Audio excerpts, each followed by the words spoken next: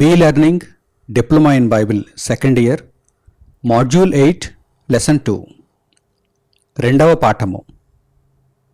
పాత నిబంధన కాలములో దేవునికి అర్పణ ఎలా ఇయ్యబడెను? పాత నిబంధన కాలములో దేవునికి అర్పణ ఎలా ఇయ్యబడెను? మొట్టమొదట అర్పణను గూర్చి మనము ఆలోచన చేస్తూ పాత నిబంధన కాలానికి వెళదాం. ఈ పాఠ్యాంశం అంతా కూడా పాత నిబంధన కాలములో ప్రజలు దేవునికి అర్పణను ఎలా ఇచ్చారు అనే విషయాన్ని గురించి తెలుసుకోబోతున్నాం. ఇది ఒక పునాది. మనము క్రొత్త నిబంధనలో ఉన్నాము కదా. పాత నిబంధనలో ప్రజలు దేవునికి అర్పణను ఎలా ఇచ్చారో ఎందుకు తెలుసుకోవాలి అని అడిగితే, అర్పణగా ఏవి ఇవ్వాలి, ఎంత ఇవ్వాలి, ఎలా ఇవ్వాలి, ఎక్కడ ఇవ్వాలి అనేటువంటి విషయాలు మారాయి తప్ప అర్పణ ఇవ్వాలి అనేటువంటి విషయం మారలేదే. పాత నిబంధనలోనూ అర్పణ ఇచ్చారు, క్రొత్త నిబంధనలోనూ అర్పణ ఇవ్వాలి. పాత నిబంధనలో అర్పణ ఎలాగైతే దేవునికి ప్రజలు ఇచ్చారో అలాగే ఇప్పుడు కూడా దేవునికి ప్రజలు అర్పణ ఇవ్వాలి. కానీ విధానం మారింది. ఏవి ఇవ్వాలో దేవుడు తెలియజేశాడు, ఎలా ఇవ్వాలో దేవుడు తెలియజేశాడు, ఎక్కడ ఇవ్వాలో దేవుడు తెలియజేశాడు, ఎప్పుడు ఇవ్వాలో దేవుడు తెలియజేశాడు, ఎందు నిమిత్తం ఇవ్వాలో దేవుడు తెలియజేశాడు. మార్పు ఉంది, కానీ అర్పణ ఇవ్వాలి అనేటువంటి విషయంలో మాత్రం ఎటువంటి మార్పు లేదు. అలాగే పాత నిబంధన కాలములో ప్రజలు దేవునికి ఇచ్చినటువంటి అర్పణను మనం అర్థం చేసుకుంటేనే క్రొత్త నిబంధనలో మనము దేవునికి అర్పణ ఎలా ఇవ్వాలి అనేటువంటి విషయం మనకు అర్థమవుతుంది. పునాది లేకుండా ఇంటిని కట్టలేనట్టుగా పాత నిబంధన గ్రంథములో దేవుడు వ్రాయించినటువంటి సంగతులు దృష్టాంతములుగా ఉన్నవి గనుక ఆ దృష్టాంతములు లేకుండా మనము క్రొత్త నిబంధనలో దేవుని కొరకు ఎలా బ్రతకాలి అనేటువంటి విషయాన్ని తెలుసుకోలేము.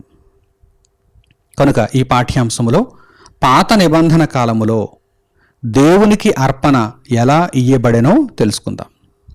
మొట్టమొదట ప్రారంభపు కాలానికి వెళ్ళి మొట్టమొదట ఎవరు దేవునికి అర్పణ ఇచ్చారో చూద్దాం.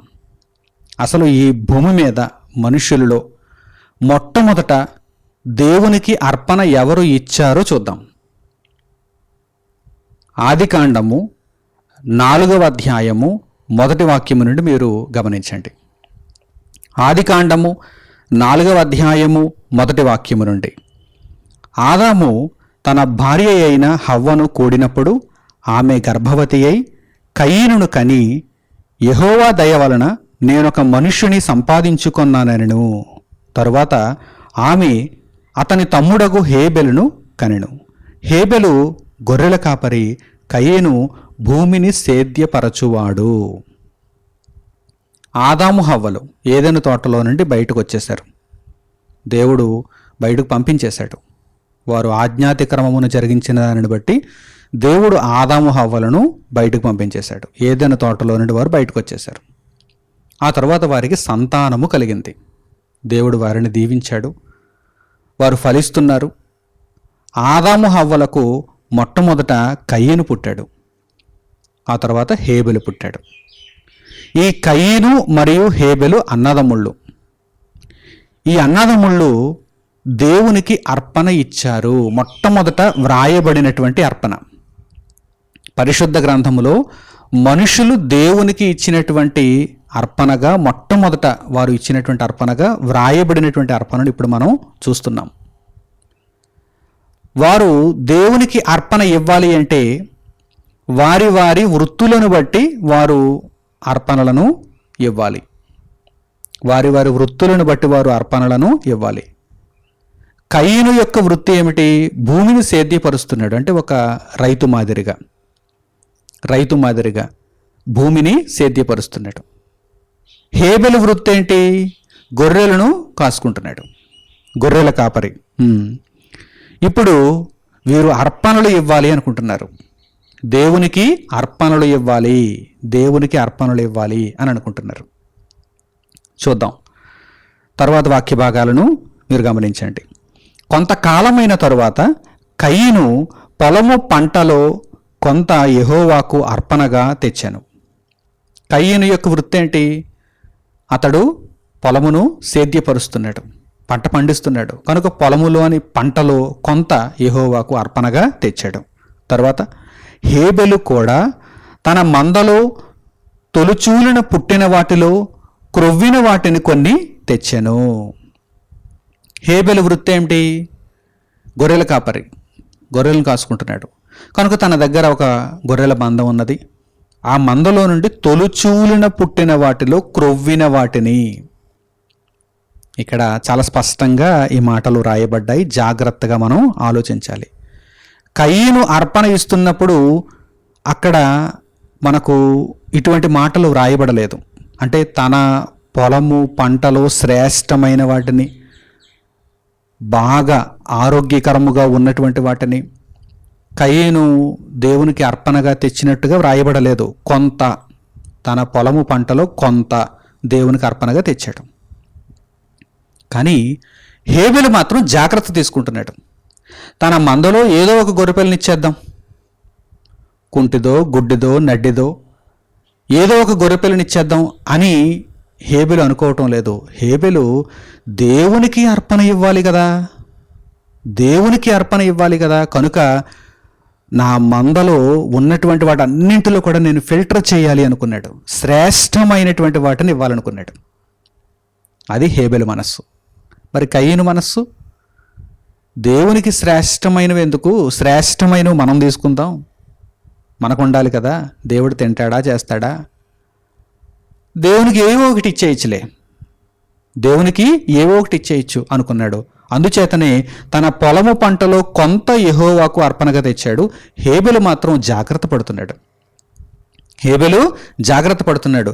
అందుచేతనే హేబెలు దేవునికి అర్పణ ఎలా ఇచ్చాడో చూడండి. హేబెలు కూడా తన మందలో తొలుచూలిన పుట్టిన వాటిలో క్రొవ్విన వాటిని కొన్ని తెచ్చాను. తన మందలో తొలుచూలిన పుట్టిన వాటిలో క్రొవ్విన వాటిని కొన్ని తెచ్చాను. యెహోవా హేబెలును అతని అర్పణమును లక్ష్యపెట్టెను. యెహోవా పరలోకమందున్న దేవుడు హేబెలును అతని అర్పణను, ముందు దేవుడు ఎవరిని లక్ష్య పెడతాడు? మనిషిని, అర్పణ ఇచ్చే మనిషిని దేవుడు చూస్తాడు. ఆ తర్వాత ఆ మనిషి తీసుకొచ్చిన దానిని చూస్తాడు. హేబెలు మనస్సు ఎలా ఉంది? దేవునికి పెద్దపీట వేశాడు హేబెలు. దేవుడు సర్వోన్నతుడు అని ఒప్పుకుంటున్నాడు హేబెలు, తన క్రియలలో చూపిస్తున్నాడు హేబెలు. హేబెలు విశ్వాసముతో నిండినవాడు, విశ్వాసపరుడు హేబెలు. హేబెలు ఎవరు? విశ్వాసపరుడు, విశ్వాసి. కానీ కయీనులో ఏమాత్రం విశ్వాసం లేదు.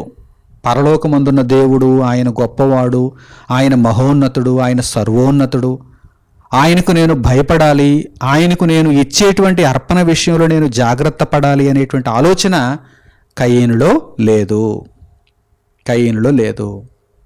కనుక దేవుడు ఎవరిని లక్ష్య పెట్టాడు? ఎవరు ఇచ్చిన అర్పణను లక్ష్య పెట్టాడు అంటే హేబెలును లక్ష్య పెట్టాడు. హేబెలు ఇచ్చిన అర్పణను దేవుడు లక్ష్య పెట్టాడు. మరి కయీనును లక్ష్య పెట్టలేదు. చూడండి, తర్వాత చూడండి. కయీనును అతని అర్పణను ఆయన లక్ష్య పెట్టలేదు, ఆయన పట్టించుకోలేదు. దేవుడు అంగీకరించేటట్టుగా అర్పణ ఇవ్వాలి అని గత పాఠ్యాంశంలో మనం తెలుసుకున్నాం. దేవునికి అర్పణ ఎలా ఇవ్వాలి? ఇష్టం వచ్చినట్టు ఇవ్వకూడదు, విసురుగా ఇవ్వకూడదు, చులకన చేసి ఇవ్వకూడదు. దేవునికి అర్పణ ఇచ్చేటప్పుడు మనము చాలా జాగ్రత్తగా ఉండాలి. దేవుడు ఆ అర్పణను స్వీకరించాలి అనేటువంటి పట్టుదలతో దేవునికి అర్పణనివ్వాలి. అలా ఇచ్చినప్పుడు మాత్రమే ఆ అర్పణ దేవుని దగ్గరకు వెళుతుంది. అంటే దేవుడు స్వీకరిస్తాడు, ఆ అర్పణను ఆయన లక్ష్య పెడతాడు. కయీను యొక్క మనస్సు మంచిది కాదు, కయీను అవిశ్వాసి, కయీనులో ఏమాత్రం విశ్వాసం లేదు. కనుక కయీను యొక్క అర్పణను దేవుడు లక్ష్య పెట్టలేదు, కయీను యొక్క అర్పణను దేవుడు లక్ష్య పెట్టలేదు. కయీనుకు కోపం వచ్చింది. హేబెలు, నా తమ్ముడు హేబెలు ఇచ్చినటువంటి అర్పణను దేవుడు లక్ష్య పెట్టాడు, నేను ఇచ్చినటువంటి అర్పణను దేవుడు లక్ష్య పెట్టలేదు అని కయీనుకు కోపం వచ్చేసింది. అప్పటికే అవిశ్వాసి, అప్పటికే పాపాత్ముడిగా కనిపిస్తున్నాడు. ఇక ఒకటి ఒకటి బయలుదేరిపోతాయి. అపవాది యొక్క లక్షణాలన్నీ కూడా ఒకటి ఒకటి బయలుదేరిపోతాయి కయీనులో. కనుక కోపం వచ్చేసింది. తర్వాత ఏం జరిగిందో చూడండి. కాబట్టి కయీనుకు మిక్కిలి కోపము వచ్చి అతడు తన ముఖము చిన్నబుచ్చుకొనగా, యెహోవా కయీనుతో, నీకు కోపమేలా? ముఖము చిన్నబుచ్చుకొని ఉన్నావేమి? నీవు సత్క్రియ చేసిన ఎడల తలనెత్తుకొనవా? సత్క్రియ చేయని ఎడల వాకిట పాపము పొంచియుండును. నీ ఎడల దానికి వాంఛ కలుగును, నీవు దానిని ఏలుదవనెను. దేవుడు చెప్పాడు. దేవుడు కయీనుకు విషయాన్ని చెప్పాడు. ఇదిగో నువ్వు సత్క్రియ చేయలేదు, నీవు సత్క్రియ చేయలేదు. ఇక్కడ మీరు జాగ్రత్తగా గమనించగలిగితే, దేవుడు అంగీకరించేటట్టుగా మనము అర్పణను ఇవ్వగలిగితే అది ఒక సత్క్రియ. మీకు అర్థమవుతుందా? దేవుడు అంగీకరించేటట్టుగా మనము అర్పణ ఇవ్వగలిగితే అదేమిటి? సత్క్రియ. దేవుడు అంగీకరించడు అన్నట్టుగా నీవు అర్పణను ఇస్తే, దేవుడు వద్దంటాడు, దేవుడు లక్ష్య పెట్టడు అన్నట్టుగా నీ అర్పణను ఇస్తే అదేమవుతుంది? అది సత్క్రియ అవ్వదు.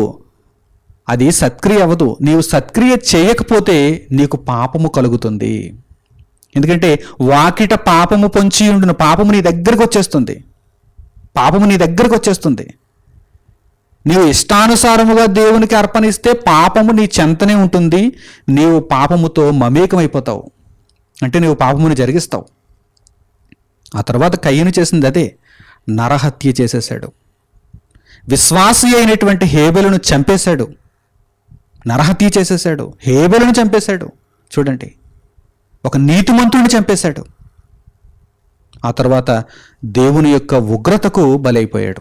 మనము కయీను వంటి వారముగా ఉండకూడదు అని పరిశుద్ధ గ్రంథంలో తెలియజేయబడింది. మనము కయీను వంటి వారముగా ఉండకూడదు.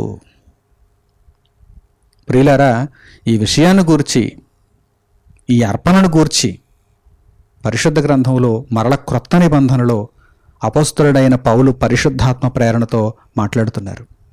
ఆ వాక్య భాగాన్ని కూడా ఇప్పుడు మనం చూద్దాం.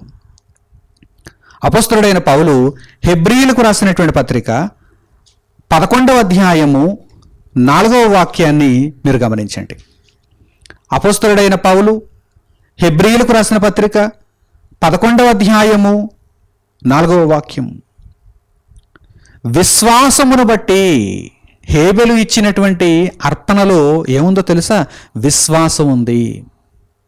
హేబెలు విశ్వాసపరుడు, హేబెలు విశ్వాసి. చూడండి, విశ్వాసమును బట్టి హేబెలు కయీను కంటే శ్రేష్టమైన బలి దేవునికి అర్పించెను. పాత నిబంధనలో మొట్టమొదట అర్పింపబడినటువంటి అర్పణను గూర్చి ఇదిగో క్రొత్త నిబంధనలో మరల దేవుడు ప్రస్తావింపజేశాడు. ఇవి అవసరమైన సంగతులు, మనం తెలుసుకోవలసిన సంగతులు, నేర్చుకోవలసిన సంగతులు, ఇవి దృష్టాంతములుగా ఉన్న సంగతులు, పునాది వంటి సంగతులు విడిచిపెట్టకూడదు. అందుచేతనే బైబిల్ మొత్తంగా మనం నేర్చుకోవాలి. విశ్వాసమును బట్టి హేబెలు కయీనును మించిపోయాడు, కయీను కంటే శ్రేష్టమైనటువంటి బలి దేవునికి అర్పించాను. తర్వాత చూడండి, దేవుడు అతని అర్పణలను గూర్చి సాక్ష్యమిచ్చినప్పుడు అతడు ఆ విశ్వాసమును బట్టి నీతిమంతుడని సాక్ష్యము పొందెను. అతడు మృతి నొందియు ఆ విశ్వాసము ద్వారా మాటలాడుచున్నాడు. హేబెలులో విశ్వాసమున్నది. ఆ విశ్వాసమును బట్టి అతడు దేవుడు లక్ష్య పెట్టేటట్టుగా అర్పణనిచ్చాడు. దేవుడు లక్ష్య పెట్టేటట్టుగా అర్పణను ఇచ్చాడు. అతడు నీతిమంతుడు అని సాక్ష్యం పొందాడు. సత్క్రియ చేశాడు, నీతిమంతుడు అని దేవుని వలన సాక్ష్యం పొందాడు. అతడు మృతి నొందిన తర్వాత కూడా మాట్లాడుతున్నాడు. ఆత్మకు మరణం లేదు కదా, శరీరానికే మరణం. కయీను ఎవరిని చంపగలడు? శరీరాన్ని మాత్రమే చంపగలడు, కానీ ఆత్మను చంపలేడు. హేబెలు ఇంకా జీవిస్తున్నాడు, నేటికి జీవిస్తున్నాడు, నిత్యకాలం ఉంటాడు హేబెలు. క్రీస్తు ద్వారా నిత్యత్వానికి కొనుకోబడతాడు హేబెలు. కనుక అతడు మృతి నొందియు ఆ విశ్వాసము ద్వారా మాట్లాడుచున్నాడు. ఆ విశ్వాసాన్ని మీరు కూడా కలిగి ఉండండి అని దేవుడు మనకు ఈ పాఠాన్ని నేర్పిస్తున్నాడు. ప్రియులారా, దేవుడు అంగీకరించేటట్టుగా అర్పణను ఇవ్వాలి. మొట్టమొదట అర్పణ దగ్గరకు మనం వెళితే కయీను హేబెలుల అర్పణ మనకు కనిపిస్తోంది. హేబెలు విశ్వాసమును బట్టి దేవునికి అర్పణ ఇచ్చాడు. ఇందులో విశ్వాసం ఏముందండి అని ఒకవేళ మీరు అడిగితే, హేబెలు అర్పణ ఇచ్చాడు కదా, అందులో విశ్వాసం అనేది ఏముంది అంటే తాను చూడకుండా దేనిని నమ్ముతున్నాడు అని మీరు అడిగితే, అక్కడ హేబెలులో ఉన్నటువంటి విశ్వాసం ఏమిటో చెప్పమంటారా? మనుష్యులు పాపము చేసినప్పుడు దేవుడు తన కుమారుని భూమి మీదకు పంపించి మనందరి పాపముల నిమిత్తము ఆ కుమారుని బలి చేస్తాడు. ఆ కుమారుని యొక్క బలి అర్పణము చేత మనకు రక్షణ కలుగుతుంది అనేటువంటి విషయాన్ని హేబెలు నాడు విశ్వసించాడు. అందుచేత తన దగ్గర ఉన్నటువంటి మందలో తొలుచూలున పుట్టిన వాటిలో క్రొవ్విన వాటిని, అంటే శ్రేష్టమైన వాటిని, దేవుడు తన సొంత కుమారుని, అద్వితీయ కుమారుని, మొదటి వానిని యేసుక్రీస్తు ప్రభువును భూమి మీదకు పంపించి ఎలాగైతే బలి చేస్తాడో అలాగే నేను కూడా నాకున్నంతలో, నా దగ్గర ఉన్నటువంటి గొర్రెల మందలో తొలుచూలను పుట్టిన వాటిలో శ్రేష్టమైనటువంటి వాటిని దేవునికి నేను అర్పణగా ఇవ్వాలి అనేటువంటి ఆలోచన ఆ రోజు హేబెలు కలిగి ఉన్నాడంటే ఆ ఆలోచనలో ఏముందన్నమాట? విశ్వాసము. భవిష్యత్తులో యేసుక్రీస్తు ప్రభు మానవులను పాపముల నుండి రక్షించటానికి రక్తము చిందిస్తాడు, ఆయన శిలువ మీద తన ప్రాణమును అర్పిస్తాడు అనేటువంటి విషయాన్ని హేబెలు నాడు నమ్మాడు. కానీ ఆ నమ్మిక ఎవరిలో లేదు? కయీనులో లేదు. ఆ విశ్వాసము కయీనులో లేదు. అందుచేతనే తాను తన పొలము పంటలో కొంత తీసుకుని వచ్చి దేవునికి అర్పణగా ఇచ్చేశాడు. అందుచేతనే దేవుడు అతని అర్పణమును లక్ష్య పెట్టలేదు. కయీనును అతని అర్పణను దేవుడు లక్ష్య పెట్టలేదు. కనుక ఈ సందర్భాన్ని మనము జాగ్రత్తగా గమనించగలిగితే, మనము దేవునికి అర్పణ ఇచ్చేటప్పుడు శ్రేష్టమైనటువంటి వాటిని, దేవుడు అంగీకరించేటువంటి వాటిని విశ్వాసమును బట్టి అర్పణగా ఇవ్వాలి.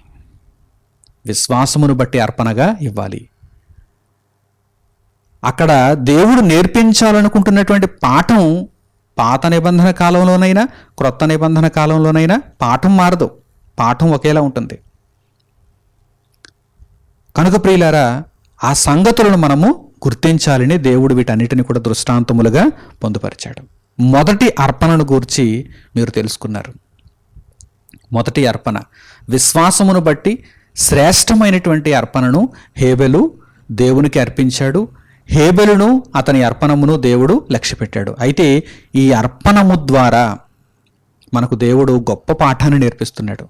మీరందరూ కూడా దేవుడు అంగీకరించేటట్టుగా విశ్వాసము ద్వారా దేవునికి అర్పణను ఇవ్వాలి అని దేవుడు మనకు నేర్పిస్తున్నాడు.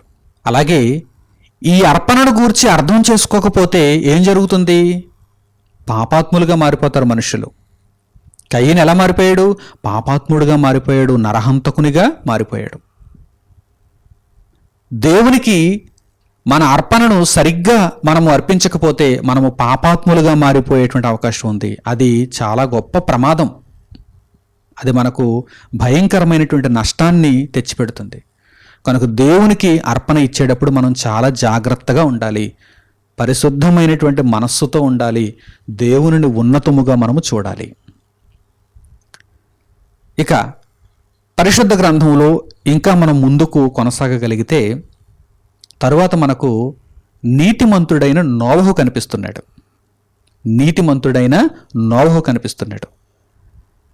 నోవహును గూర్చి మీరు జ్ఞాపకం చేసుకోగానే జలప్రళయం గుర్తొస్తుంది. మనుషులందరూ తమ యొక్క ప్రవర్తనను చెరిపివేసుకున్నారు. దేవుడు వారిని అందరినీ కూడా నాశనం చేయాలనుకున్నాడు. జలప్రళయము ద్వారా నాటి లోకమును దేవుడు నీట ముంచాలనుకున్నాడు. నోవహును తన కుటుంబాన్ని దేవుడు కాపాడాలనుకున్నాడు. అలాగే ఓడను తయారు చేసుకోమన్నాడు. ఆ ఓడలోనికి నోవహు యొక్క కుటుంబాన్ని, అలాగే ఆయన నిర్ణయించినటువంటి జంతువులను, పక్షులను దేవుడు ప్రవేశింపజేశాడు. ఆ కాలములో ఉన్నటువంటి అనీతిమంతులందరినీ కూడా దేవుడు జలప్రళయం ద్వారా నాశనం చేసేశాడు. జలప్రళయం అయిపోయిన తర్వాత దేవుడు నోవహును మరియు అతని యొక్క కుటుంబమును, అలాగే మిగిలినటువంటి రక్షింపబడినటువంటి జంతువులను, పక్షులను ఓడలో నుండి బయటకు రప్పించాడు. అప్పుడు నోవహు దేవునికి అర్పణ చెల్లిస్తున్నాడు. తనను కాపాడినందుకు, తన కుటుంబాన్ని రక్షించినందుకు, సర్వలోకములో మనుషులందరూ నాశనం అయిపోతున్నటువంటి పరిస్థితులలో నోవహును దేవుడు జ్ఞాపకం చేసుకున్నందుకు దేవుని యొక్క అద్వితీయమైనటువంటి కృపను బట్టి ఆయనకు కృతజ్ఞతగా నోవహు అర్పణను చెల్లిస్తున్నాడు. ఆ సందర్భాన్ని మనం చూద్దాం. నోవహు కాలములో నోవహు దేవునికి ఇచ్చినటువంటి అర్పణను గురించి ఇప్పుడు మనం చూద్దాం. ఆదికాండము 8వ అధ్యాయము 15వ వాక్యం నుండి మీరు గమనించండి. ఆదికాండము 8వ అధ్యాయము 15వ వాక్యం నుండి, అప్పుడు దేవుడు, నీవును నీతో కూడా నీ భార్యయు నీ కుమారులను నీ కోడండ్రును ఓడలో నుండి బయటికి రండి. పక్షులు, పశువులు, భూమి మీద ప్రాకు ప్రతి జాతి పురుగులు మొదలైన సమస్త శరీరులలో నీతో కూడానున్న ప్రతి జంతువును వెంటబెట్టుకుని వెలుపలికి రావలను. అవి భూమి మీద బహుగా విస్తరించి భూమి మీద ఫలించి అభివృద్ధి పొందవలనని నోవహుతో చెప్పెను. కాబట్టి నోవహును అతనితో కూడా అతని కుమారులను అతని భార్యయు అతని కోడండ్రును బయటికి వచ్చిరి. ప్రతి జంతువును, ప్రాకు ప్రతి పురుగును, ప్రతి పెట్టయు, భూమి మీద సంచరించినవన్నీయు వాటి వాటి జాతుల చొప్పున ఆ ఓడలో నుండి బయటికి వచ్చెను. అప్పుడు నోవహు యెహోవాకు బలిపీఠము కట్టి. నోవహు ఏం చేస్తున్నాడు? వెంటనే దేవునికి కృతజ్ఞత చెల్లించాలి. దేవుడు నన్ను సర్వలోకములో అందరినీ నాశనం చేసిన నన్ను రక్షించాడు అని నోవహు చాలా కృతజ్ఞతాభావంతో ఉన్నాడు. దేవుని కొరకు ఒక బలిపీఠము కట్టి పవిత్ర పశువులన్నిటిలోనూ పవిత్ర పక్షులన్నిటిలోనూ కొన్ని తీసుకొని ఆ పీఠము మీద దహన బలి అర్పించెను. నోవహు దేవునికి దహన బలిని అర్పించెను. ఇక్కడ కూడా నోవహు ఎంత జాగ్రత్త పడుతున్నాడు చూడండి. అతడు బలిపీఠమును కట్టిన తర్వాత పవిత్ర పశువులన్నిటిలోనూ పవిత్ర పక్షులన్నిటిలోనూ కొన్ని తీసుకొని అవి పవిత్రంగా ఉండాలి. అవి మిగిలిన వాటిని కూడినవిగా ఉండకూడదు. పవిత్రమైనటువంటి పశువులు, పవిత్రమైనటువంటి పక్షులు, వాటిలో కొన్ని తీసుకొని ఆ బలిపీఠం మీద దేవునికి దహన బలిని నోవహు అర్పించాడు. అప్పుడు యెహోవా ఇంపైన సువాసనను ఆఘ్రానించి ఇక మీదట నరులను బట్టి భూమిని మరలా శపించెను. ఎందుకనగా నరుల హృదయాలోచన వారి బాల్యము నుండి చెడ్డది. నేనిప్పుడు చేసిన ప్రకారముగా ఇకను సమస్త జీవులను సంహరింపను. భూమి నిలిచి ఉన్నంత వరకు వెదకాలమును, కోతకాలమును, శీతోష్ణములను, వేసవి శీతకాలములను, రాత్రింబగళ్ళును ఉండక మానవని తన హృదయములో అనుకొనెను. నోవహు దేవుణ్ణి ఎంత శాంతపరిచాడో చూడండి. జలప్రళయానికి ముందు దేవుడు ఎటువంటి పరిస్థితుల్లో ఉన్నాడు? మనుష్యులను అందరినీ నాశనం చేసేయాలి, నోవహును తన కుటుంబాన్ని మాత్రమే రక్షించాలనేటువంటి మనసుతో ఉన్నాడు. అంటే చాలా కోపోద్రిక్తుడిగా కనిపిస్తున్నాడు. కానీ ఇక్కడ చూడండి, నోవహు ఎప్పుడైతే దహన బలిని దేవునికి అర్పించాడో అప్పుడు దేవుడు శాంతపడిపోతున్నాడు, దీర్ఘశాంతమును వహించుకుంటున్నాడు. ఇక రాబో దినములలో నేను మనుషులకు రక్షణనే అనుగ్రహించాలి కానీ మనుషులను ఈ విధముగా నాశనం చేయను అని దేవుడు తన హృదయములో అనుకున్నాడు. ఆలోచిస్తున్నారా? నోవహు కూడా విశ్వాసమును బట్టి ఒక దహన బలిని దేవునికి అర్పించాడు. కృతజ్ఞతాభావముతో దేవుడు అంగీకరించేటట్టుగా నోవహు దేవునికి దహన బలిని అర్పించాడు. అందుచేతనే వ్రాయబడింది చూడండి, నోవహు ఎప్పుడైతే దహన బలిని అర్పించాడో దేవుడు ఇంపైన సువాసనను ఆఘ్రానించాడు. అంటే నోవహులో ఉన్న భక్తిని దేవుడు చూచాడు. నోవహులో ఉన్న భక్తిని దేవుడు చూచాడు. నోవహు దహన బలిని అర్పించినప్పుడు కూడా ఎంత జాగ్రత్త తీసుకున్నాడు చూడండి. నోవహు జలప్రళయము తరువాత అతడు ఓడలో నుండి బయటకు వచ్చిన పిదప దహన బలిని దేవునికి అర్పిస్తున్నప్పుడు ఎంత జాగ్రత్త తీసుకున్నాడు చూడండి. అతడు బలిపీఠమును కట్టిన తర్వాత పవిత్ర పశువులన్నిటిలోనూ, అంటే దేవునికి ఏదో ఒక పశువును ఇవ్వడం కాదు, పవిత్ర పశువులు అంటే దేనిని అప్పటి వరకు కూడనిది అటువంటి పశువును నేను దేవునికి దహన బలిగా అర్పించాలి. పవిత్ర పశువులన్నిటిలోనూ పవిత్ర పక్షులన్నిటిలోనూ కొన్ని తీసుకొని ఆ పీఠము మీద దహన బలి అర్పించెను అని వ్రాయబడింది చూడండి. నీతిమంతులు, విశ్వాసులు దేవునికి ఈ విధముగా అతి జాగ్రత్తతో అర్పణలు అర్పిస్తారు. ఆ అర్పణలను దేవుడు అంగీకరిస్తాడు. ఆ అర్పణలను దేవుడు అంగీకరిస్తాడు. కనుక ప్రియులారా, మనము కూడా దేవునికి కానుకలను సమర్పిస్తున్నప్పుడు, అర్పణలను ఇస్తున్నప్పుడు, దేవునికి మన యొక్క విలువైనటువంటి అర్పణలను ఇవ్వాలి అనుకున్నప్పుడు ఈ జాగ్రత్తలను పాటించాలి. ముందుగా మన జీవితాన్ని పరీక్షించుకోవాలి. పాప పంకిలమైనటువంటి బ్రతుకులో ఉండి దానినే పెంచి పోషిస్తూ ఆ జీవితంలోనే కొనసాగుతూ దేవునికి ఎంతో కొంత ఇచ్చేద్దాం, చేతులు దులుపుకుందాం అనేటువంటి విధానంలో వద్దు.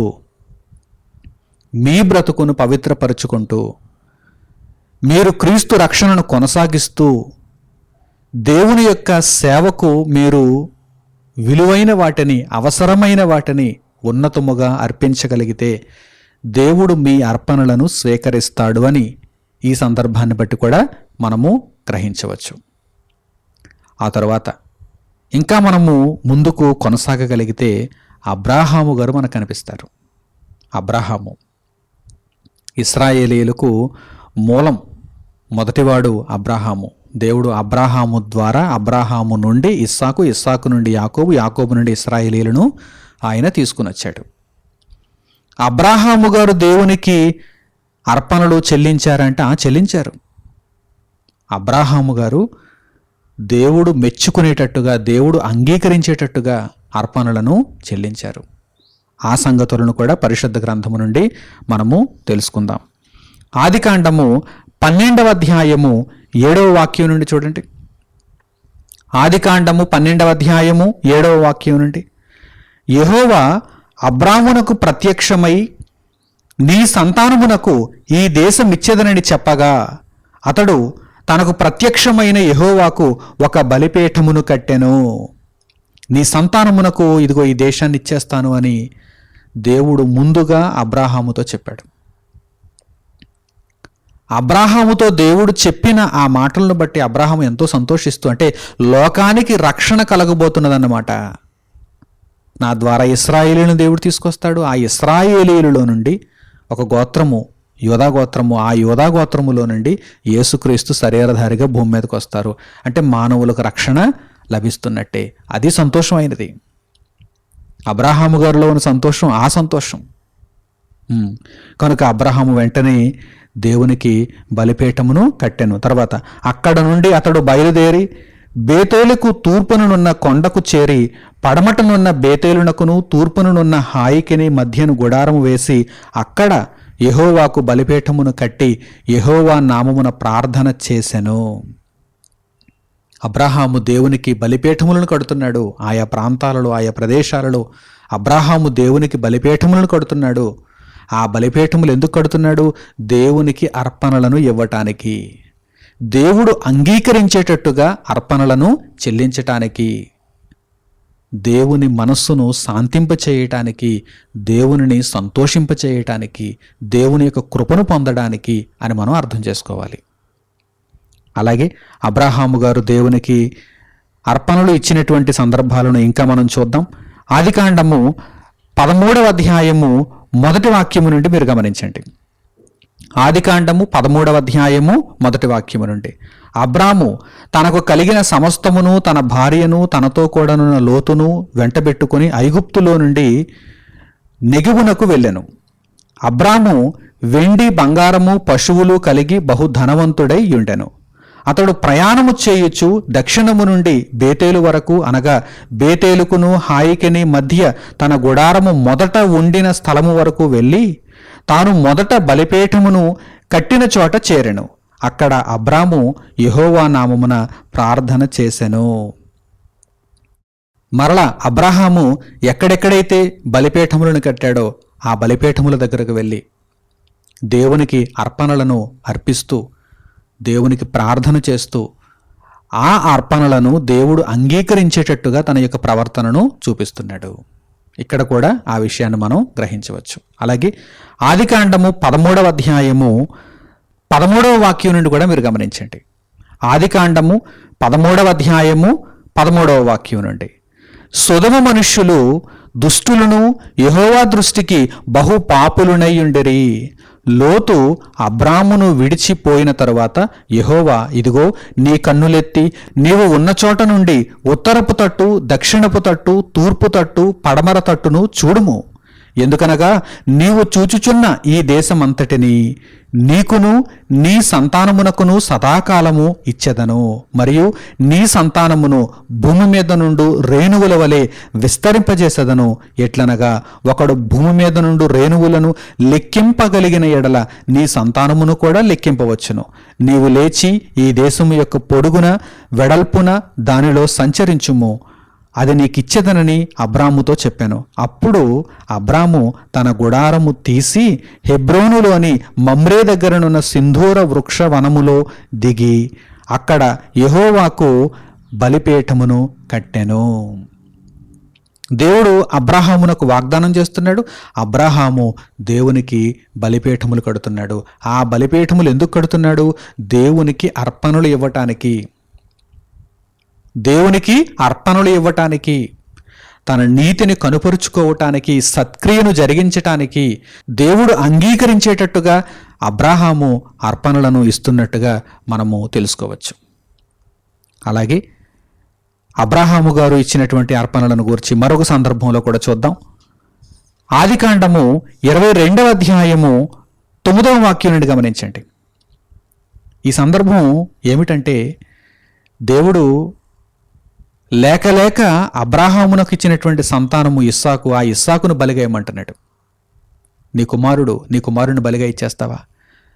ఇప్పటి వరకు పశువులను నాకు దహన బలిగా అర్పించావు, బలిపీఠములను కట్టావు, నీ యొక్క నీతిని నిబద్ధతను చాటుకున్నావు, సత్క్రియలను జరిగిస్తున్నావు.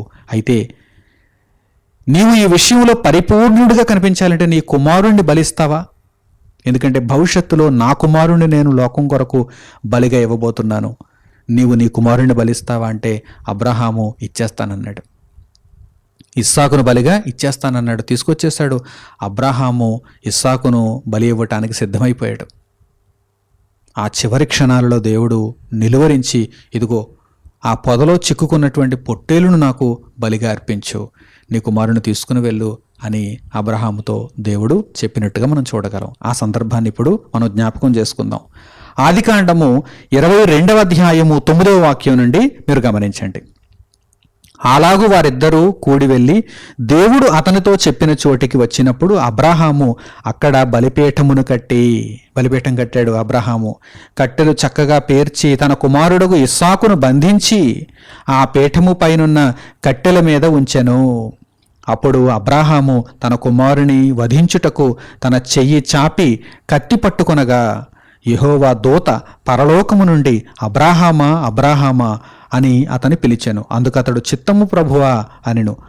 అప్పుడు ఆయన, ఆ చిన్నవాని మీద చెయ్యి వేయకుము, అతనినేమియూ చేయకుము, నీకు ఒక్కడైయున్న నీ కుమారుని నాకియ్య వెనుక తీయలేదు గనుక నీవు దేవునికి భయపడువాడవని ఇందువలన నాకు కనబడుచున్నదనెను. నీవు దేవునికి భయపడువాడవు.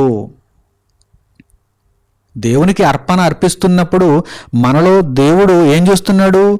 దేవుని పట్ల మనకున్నటువంటి భయాన్ని చూస్తున్నాడు. భయభక్తులు, పరలోకమందున్న తండ్రి నేను ఇచ్చేటువంటి అర్పణను స్వీకరించాలి అనేటువంటి పట్టుదలతో మనము అర్పణనివ్వాలి. శ్రేష్టమైనటువంటి అర్పణనివ్వాలి. ఇదిగో నీవు దేవునికి భయపడువాడవు, నీవు దేవునికి భయపడువాడవు. అప్పుడు అబ్రాహాము కన్నులెత్తి చూడగా పొదలో కొమ్ములు తగులుకొని ఉన్న ఒక పొట్టేలు వెనుక తట్టున కనబడెను. అబ్రాహాము వెళ్ళి ఆ పొట్టేలును పట్టుకొని తన కుమారునికి మారుగా పెట్టి దహన బలిగా అర్పించెను. చూసారా, ఇక్కడ దహన బలిగా ఒక పొట్టేలును అబ్రాహాము అప్పుడు అర్పించినట్టుగా కనిపిస్తుంది.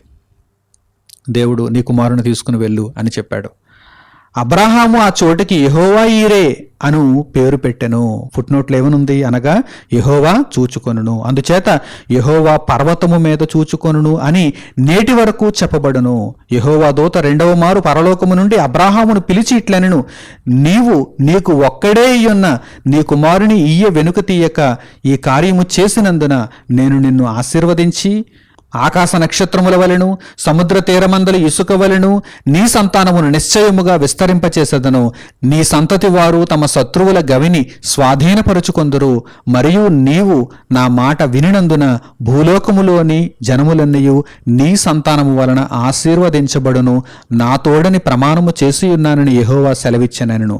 తరువాత అబ్రాహాము తన పనివారి యొద్దకు తిరిగి రాగా వారు లేచి అందరూ కలిసి బెయేర్షెబాకు వెళ్ళిరి. అబ్రాహాము బెయేర్షెబాలో నివసించెను. చూసారా, ఇది కూడా ఒక అద్భుతమైనటువంటి సందర్భం. అబ్రాహాము తనకు దేవుడు ఇచ్చినటువంటి ఒక్కగానొక కుమారుడు, వాగ్దానపుత్రుడు ఇస్సాకును తిరిగి దేవునికి ఇవ్వటానికి ఏమాత్రం సంకోచించలేదు. కనుక దేవునికి భయపడిన వాడుగా కనిపిస్తున్నాడు. దేవునికి ఒక శ్రేష్టమైనటువంటి బలిని ఇచ్చిన వాడుగా కనిపిస్తున్నాడు. అక్కడ దేవుడు అబ్రాహాము తన కుమారుడైన ఇస్సాకును బలి ఇచ్చినట్టుగానే ఆయన భావిస్తున్నాడు. ఎందుకంటే తన చెయ్యి చాపి కత్తి చేత పట్టుకొని కుమారుని వధించడానికి అబ్రాహాము సిద్ధమైపోయాడు. కనుక అబ్రాహాము తన కుమారుని బలిచ్చినట్టే అంటే విశ్వాసము ద్వారా అబ్రాహాము తన యొక్క అర్పణలను అర్పిస్తున్నాడని దేవుడు ఇక్కడ మనకు నేర్పిస్తున్నాడు. అలాగే ఆ తర్వాత మరల కొంతకాలం ముందుకు వెళ్ళగలిగితే ఇస్సాకు కూడా దేవుని నిమిత్తము బలిపీఠములను కడుతున్నాడు, దేవునికి అర్పణలను అర్పిస్తున్నాడు. ఇస్సాకును గూర్చి వ్రాయబడినటువంటి ఒక చక్కని వాక్య భాగాన్ని ఇప్పుడు మనం చూద్దాం.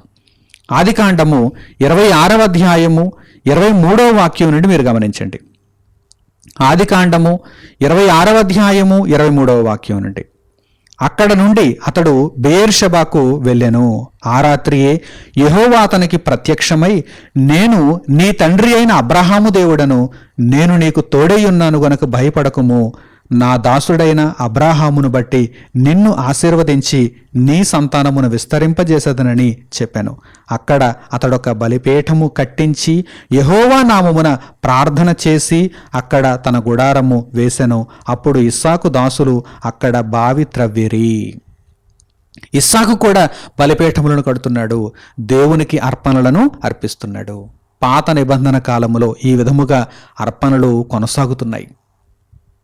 హేబెలు ఇచ్చినటువంటి శ్రేష్టమైనటువంటి అర్పణతో ప్రారంభమైంది. ఇదిగో నీతిమంతులు ఈ విధంగా దేవునికి అర్పణలను అర్పిస్తున్నారు. నోవహు, అబ్రాహాము, ఇస్సాకు, ఆ తర్వాత యాకోబు.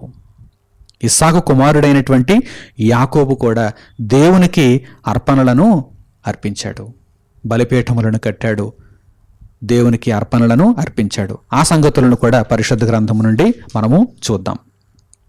ఆదికాండము 31వ అధ్యాయము 54వ వాక్యాన్ని చూడండి. ఆదికాండము 31వ అధ్యాయము 54వ వాక్యం. యాకోబు ఆ కొండ మీద బలి అర్పించి భోజనము చేయుటకు తన బంధువులను పిలువగా వారు భోజనము చేసి కొండ మీద ఆ రాత్రి వెళ్ళబుచ్చిరి. యాకోబు కూడా తన పితరుల మాదిరిగానే పరలోకమందున్న దేవుని కొరకు అతడు బలిపీఠములను కడుతున్నాడు. ఆ బలిపీఠముల మీద బలిని అర్పించి దేవునిని సంతోషింపజేస్తున్నాడు. దేవుని పట్ల తన భక్తిని చూపిస్తున్నాడు, తన భక్తిని కనుపరుచుకుంటున్నాడు యాకోబు. ఇంకను యాకోబును గూర్చి మనము పరిశుద్ధ గ్రంథంలో చూడగలిగితే 33వ అధ్యాయము 18వ వాక్యం నుండి మీరు గమనించండి. ఆదికాండము 33వ అధ్యాయము 18వ వాక్యం నుండి. ఇక్కడ కూడా ఈ సందర్భంలో కూడా యాకోబు అనగా ఇశ్రాయేలుగా పేరు మార్చబడినటువంటి యాకోబు, అబ్రహామునకు మనుమడు, ఇస్సాకుకు కుమారుడు. యాకోబు కూడా బలిపీఠములను కట్టి దేవునికి బలిని అర్పించినట్టుగా మనము చూడగలం. చూడండి, ఆదికాండము 33వ అధ్యాయము 18వ వాక్యం నుండి మీరు గమనించండి. అట్లు యాకోబు పద్దనరాములో నుండి వచ్చిన తరువాత కనాను దేశములోనున్న షెకెమను ఊరికి సురక్షితముగా వచ్చి ఆ ఊరి ముందర తన గుడారములు వేసెను. మరియు అతడు తన గుడారములు వేసిన పొలము యొక్క భాగమును షెకెము తండ్రి అయిన హమోరు కుమారుల యొద్ద 100 వరహాలకు కొని అక్కడ ఒక బలిపీఠము కట్టించి దానికి ఏల్ ఎలోహేయి ఇస్రాయేలు అను పేరు పెట్టెను. ఫుట్నోట్లో చూడండి, దానికి అర్థం అనగా ఇస్రాయేలు దేవుడే దేవుడు అనేటువంటి పేరును కూడా ఆ బలిపీఠమునకు పెట్టినట్టుగా మనకు కనిపిస్తుంది. బలిపీఠమును కట్టడం, ఆ బలిపీఠమునకు పేరు పెట్టడం కూడా మనకి ఇక్కడ కనిపిస్తుంది. ఇస్రాయేలు దేవుడే దేవుడు అంటే ఆ బలిపీఠము దగ్గరకు వచ్చినటువంటి వారందరూ కూడా ఈ విషయాన్ని తెలుసుకోవాలి. ఇస్రాయేలు దేవుడే దేవుడు. వాక్య ప్రకటన జరుగుతుంది. చూడండి, బలిపీఠమును కట్టించాడు, ఆ బలిపీఠం మీద ఒక పేరు రాయించాడు, పేరు పెట్టాడు. ఆ బలిపీఠము చూడగానే, ఆ బలిపీఠమును గురించి తెలుసుకోగానే అందరికీ ఈ విషయం అర్థం కావాలి. ఇస్రాయేలు దేవుడే దేవుడు, ప్రపంచానికి ఆయనే దేవుడు అనే విషయాన్ని యాకోబు ఇక్కడ స్పష్టం చేస్తున్నాడు. అలాగే ఆదికాండము 35వ అధ్యాయము 1వ వాక్యము నుండి కూడా మీరు గమనించండి. ఆదికాండము 35వ అధ్యాయము 1వ వాక్యము నుండి, దేవుడు యాకోబుతో, నీవు లేచి బేతేలునకు వెళ్ళి అక్కడ నివసించి నీ సహోదరుడైన యాసావు ఎదుట నుండి నీవు పారిపోయినప్పుడు నీకు కనబడిన దేవునికి అక్కడ బలిపీఠమును కట్టుమని చెప్పగా, యాకోబు తన ఇంటి వారితోనూ తన యొద్దనున్న వారందరితోనూ మీ యొద్దనున్న అన్య దేవతలను పారవేసి మిమ్మును మీరు శుచిపరచుకొని మీ వస్త్రములను మార్చుకొనిడి. మనము లేచి బేతేలునకు వెళ్ళుదము. నా శ్రమ దినమున నాకు ఉత్తరమిచ్చి నేను వెళ్ళిన మార్గమున నాకు తోడై ఉండిన దేవునికి బలిపీఠమును అక్కడ కట్టెదనని చెప్పాను. వారు తమ యొద్దనున్న అన్యదేవతలన్నిటినీ తమ చెవులనున్న పోగులను యాకోబునకు అప్పగింపగా యాకోబు షెకెము దగ్గరనున్న మస్తకి వృక్షము క్రింద వాటిని దాచిపెట్టెను. వారు ప్రయాణమైపోయినప్పుడు దేవుని భయము వారి చుట్టూనున్న పట్టణముల మీద నుండెను గనుక వారు యాకోబు కుమారులను తరుమలేదు. యాకోబును అతనితోనున్న జనులందరూ కనానులో లూజుకు అనగా బేతేలునకు వచ్చిరి. అతడు తన సహోదరుని ఎదుట నుండి పారిపోయినప్పుడు దేవుడక్కడ అతనికి ప్రత్యక్షమాయను గనుక అక్కడ బలిపీఠమును కట్టి ఆ చోటికి ఏల్ బేతేలను పేరు పెట్టిరి. ఫుట్నోట్లో చూడండి, బేతేలు దేవుడు అనగా ఇక్కడ ప్రత్యక్షమైనటువంటి దేవుడు. ఏల్ బేతేలను పేరు పెట్టిరి. రిబ్కా దాది అయిన దెబోరా చనిపోయి బేతేలునకు దిగువనున్న సింధూర వృక్షము క్రింద పాతిపెట్టబడెను. దానికి అల్లోను బాకూత్ అను పేరు పెట్టబడెను. ఈ విధంగా యాకోబు కూడా దేవునికి బలిపీఠములను కడుతున్నాడు, దేవునికి అర్పణలను అర్పిస్తున్నాడు, దేవుడు అంగీకరించేటట్టుగా అర్పణలను అర్పిస్తున్నాడు, విశ్వాసమును బట్టి శ్రేష్టమైనటువంటి అర్పణలను అర్పిస్తున్నాడు. అలాగే ఆదికాండము 46వ అధ్యాయము 1వ వాక్యాన్ని కూడా మీరు గమనించండి. ఆదికాండము 46వ అధ్యాయము 1వ వాక్యము, అప్పుడు ఇశ్రాయేలు తనకు కలిగినదంతయు తీసుకొని ప్రయాణమై బెయేర్షెబాకు వచ్చి తన తండ్రి అయిన ఇస్సాకు దేవునికి బలులనర్పించెను. బలిపీఠములను కట్టేశాడు. ఇప్పుడు ఆ బలిపీఠముల మీద బలులను కూడా అర్పిస్తున్నాడు. బలిపీఠములను కట్టాడు, బలులను అర్పిస్తున్నాడు, దేవునిని శాంతపరుస్తున్నాడు, దేవునిని సంతోషింపజేస్తున్నాడు, దేవునికి తన భయభక్తులను చూపిస్తున్నాడు. ఇదిగో చూడండి, ఇశ్రాయేలు అనగానే యాకోబు ఏం చేశాడు? బెయేర్షెబాకు వచ్చి తన తండ్రి అయిన ఇస్సాకు దేవునికి బలులను అర్పించెను. ఈ విధంగా మనము ప్రారంభ కాలం నుండి చూడగలిగితే దేవునికి నీతిమంతులు బలులను అర్పిస్తున్నారు. ఇక కాలం ముందుకు వెళుతోంది. ఇశ్రాయేలీలు మనకు కనిపిస్తున్నారు. అంటే అబ్రహాము, ఇస్సాకు, యాకోబు నుండి 12 మంది, ఆ 12 మంది నుండి వచ్చినటువంటి జనాంగము ఇశ్రాయేలీయులు. ఈ ఇశ్రాయేలీయులు మనకు కనిపిస్తున్నారు. ఈ ఇశ్రాయేలీయులు ఐగుప్తు బానిసత్వంలో ఉన్నారు. ఐగుప్తు బానిసత్వంలో నుండి మోషే నాయకత్వంలో దేవుడు వీరిని బయటికి రప్పించాలనుకున్నాడు. మోషేతో దేవుడు ఏమని తెలియజేస్తున్నాడో తెలుసా? నీవు ఫరో యొద్దకు వెళ్ళి, అంటే ఐగుప్తు రాజు ఫరో దగ్గరకు వెళ్ళి, ఇశ్రాయేలీయులు నాకు బలులను అర్పించాలి, అందు నిమిత్తము పంపించు అని చెప్పమని మోషేను వెళ్ళమంటున్నాడు దేవుడు. రీజన్ ఏంటి? ఇశ్రాయేలీయులను ఐగుప్తు రాజు అయినటువంటి ఫరో పంపించటానికి రీజన్ ఏంటి? కారణం ఏంటి? దేవునికి ఇశ్రాయేలీయులు బలులను అర్పించాలి. ఇది కారణం. ఈ కారణము నిమిత్తము ఫరో పంపించాడా? సరి. ఫరో పంపించినను మొండికేశాడా? ఫరో ఇంటిలోనే ఒక బలి కనిపిస్తుంది. ఐగుప్తీయులలో వారి యొక్క జ్యేష్ఠ సంతానం అంతా కూడా బలైపోతారు. జాగ్రత్త. దేవుని మాటకు ప్రతి ఒక్కరూ విధేయులు కావాలి. దేవుడు చెప్పగానే వణికిపోవాలి. దేవుని మాటలను ఒప్పుకోవాలి. ఒప్పుకోలేదు ఐగుప్తు రాజు, ఒప్పుకోలేదు ఐగుప్తీయులు. కనుక వారి యొక్క జ్యేష్ఠ సంతానం ఏమైపోయింది? బలైపోయింది. అయితే దేవుడు ముందుగా హెచ్చరించాడు, ముందుగా తెలియజేశాడు. ఎందు నిమిత్తము ఇశ్రాయేలీయులు ఐగుప్తు దేశంలో నుండి బయటకు రావాలి అనగానే వారు తమ దేవునికి బలులను అర్పించాలి. ఐగుప్తీయులు ఎదుట వారెందుకు బలులను అర్పిస్తారు? వీరికి దేవుడు నిర్ణయించినటువంటి స్థలమునందు వీరు దేవునికి బలులను అర్పిస్తారు. ముందుగా పితరులు బలిపీఠములను కట్టించారు. ఆ విధముగా ఇశ్రాయేలీయులు దేవునికి బలులను అర్పించాలని దేవుడు తెలియజేస్తున్నాడు. ఆ సందర్భాన్ని మనం చూద్దాం. నిర్గమకాండము 3వ అధ్యాయము 16వ వాక్యం నుండి మీరు జాగ్రత్తగా గమనించండి. నిర్గమకాండము 3వ అధ్యాయము 16వ వాక్యం నుండి, నీవు వెళ్ళి, అంటే దేవుడు మోషేకు చెబుతున్నాడు, నీవు ఫరో దగ్గరికి వెళ్ళి ఏం చేయాలో చెబుతున్నాడు. చూడండి. నీవు వెళ్ళి ఇశ్రాయేలీయుల పెద్దలను పోగు చేసి, మీ పితరుల దేవుడైన యెహోవా అనగా అబ్రాహాము, ఇస్సాకు, యాకోబుల దేవుడు నాకు ప్రత్యక్షమై ఇట్లనెను, నేను మిమ్మును ఐగుప్తులో మీకు సంభవించిన దానిని నిశ్చయముగా చూచితని. ఐగుప్తు బాధలో నుండి పాలు తేనెలు ప్రవహించు దేశమునకు అనగా కనానీయులు, హిత్తీయులు, అమోరీయులు, పెరిజ్జీయులు, హివ్వీయులు, యెబూసీయులున్న దేశమునకు మిమ్ము రప్పించదనని సెలవిచ్చితనని వారితో చెప్పుము. వారు నీ మాట విందురు గనుక నీవును ఇశ్రాయేలీయుల పెద్దలను ఐగుప్తు రాజునొద్దకు వెళ్ళి అతని చూచి, హెబ్రీయుల దేవుడైన యెహోవా మాకు ప్రత్యక్షమాయను గనుక మేము అరణ్యమునకు 3 దినముల ప్రయాణమంత దూరము పోయి మా దేవుడైన యెహోవాకు బలిని సమర్పించుదుము, సెలవిమ్మని అతనితో చెప్పవలెను. చూసారా?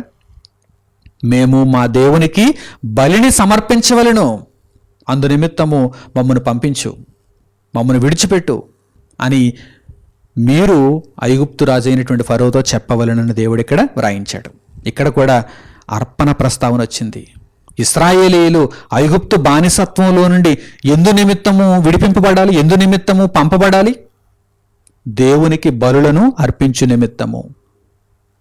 దేవుడు చెప్పినప్పుడు వెంటనే ఫరో విన్నాడు అనుకోండి, హృదయాన్ని కఠినపరుచుకోకుండా వెంటనే ఫరో విన్నాడు అనుకోండి, అసలు ఫరో ఇంటిలో కావచ్చు, లేకపోతే ఐగుప్తీయుల ఇళ్లలో కావచ్చు, వారి జ్యేష్ఠ సంతానము బలి కాకుండా ఉన్ను.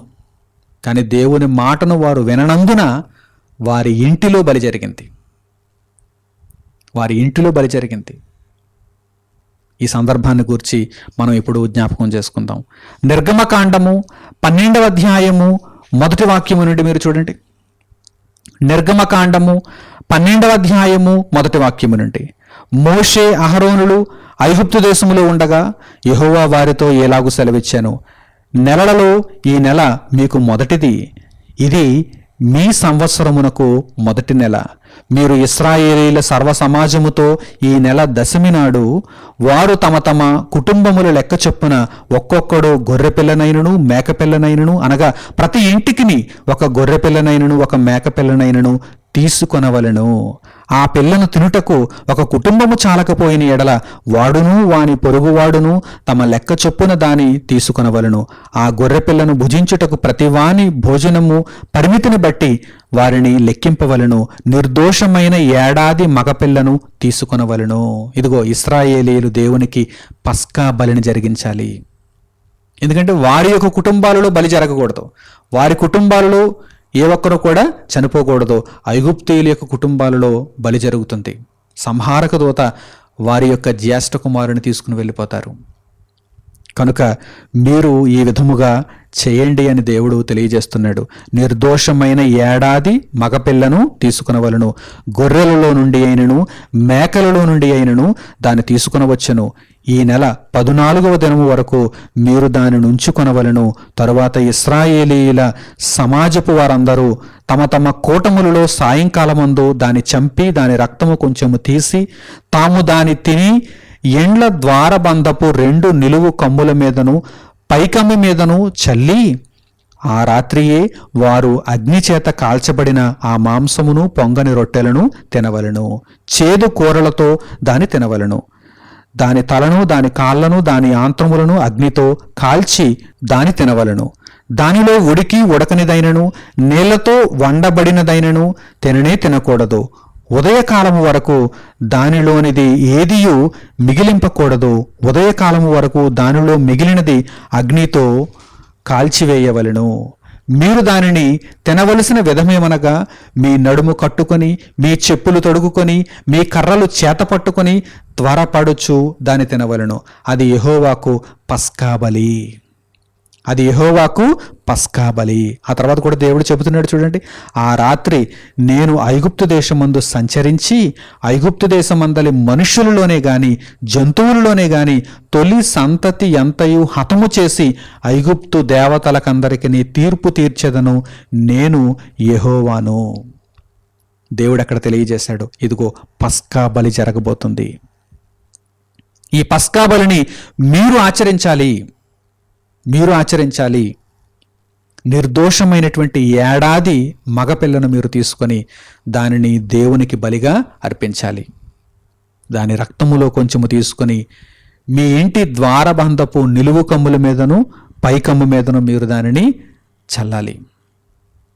అప్పుడు సంహారక దూత మీ ఇంటిని విడిచిపెట్టి ఏ ఇంటి ద్వారబంధపు పైకమ్ముల మీద అంటే నిలువు కమ్ముల మీద పైకమ్ము మీద ఏ ఇంటి ద్వారబంధపు ఈ నిలువు కమ్ముల మీద పైకమ్ము మీద పస్కా బలి యొక్క గుర్తులుంటాయో ఆ ఇంటిని సంహారక దూత దాటి వెళ్ళిపోవును.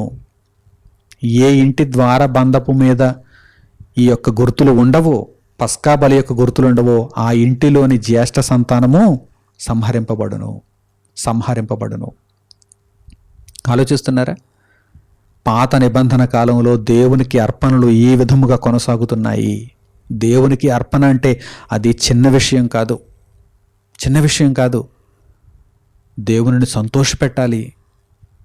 దేవుని యొక్క ఆజ్ఞలను మనము పాటించాలి. దేవుని యొక్క చిత్తమును మనము నెరవేర్చాలి. మన బ్రతుకులను దేవుని యొక్క ఆజ్ఞలకు అనుకూలముగా మలుచుకోవాలి. దేవుని వాక్యమునకు అనుకూలముగా మన బ్రతుకులను మలుచుకోవాలి. ఈ విషయాన్ని ఈ సందర్భాల ద్వారా మనము గ్రహించవచ్చు. అలాగే నిర్గమకాండము 13వ అధ్యాయము 11వ వాక్యం నుండి కూడా మీరు గమనించండి. నిర్గమకాండము 13వ అధ్యాయము 11వ వాక్యం నుండి, యెహోవా నీతోనూ నీ పితరులతోనూ ప్రమాణము చేసినట్లు ఆయన కనానీయుల దేశములోనికి నిన్ను చేర్చి దానిని నీకిచ్చిన తరువాత ప్రతి తొలిచూలు మగపిల్లను నీకు కలుగు పశువుల సంతతిలో ప్రతి తొలి పిల్లను యెహోవాకు ప్రతిష్ఠింపవలెను. అర్పణ దేవునికి నీవు ప్రతిష్ఠించాలి. ఇదిగో ప్రతి తొలిచూలు పిల్లను నీకు కలుగు పశువుల సంతతిలో ప్రతి తొలి పిల్లను యెహోవాకు ప్రతిష్ఠించవలను. వానిలో మగ సంతానము యెహోవాదగును. ప్రతి గాడిద తొలి పిల్లను వెల ఇచ్చి విడిపించి దానికి మారుగా గొర్రె పిల్లను ప్రతిష్ఠింపవలను. అట్లు దానిని విడిపించని ఎడల దాని మెడను విరుగదీయవలెను. ఐగుప్తీయులలో జ్యేష్ఠ సంతానమును దేవుడు ఎలాగైతే మెడ విరగదీశాడో అలా విరగదీయవలను. నీ కుమారులలో తొలిచూలి అయిన ప్రతి మగవానిని వెల ఇచ్చి విడిపింపవలను. ఇక మీదట నీ కుమారుడు ఇది ఏమిటని నిన్ను అడుగునప్పుడు, భవిష్యత్తులో పుట్టబోయేటువంటి పిల్లలకు ఈ విషయాలు జరిగినటువంటి సందర్భాలు ఒకవేళ తెలియకపోవచ్చు. వారు ఈ పస్కా బలి ఏమిటి, ఎందుకు ఇలా విడిపించాలి,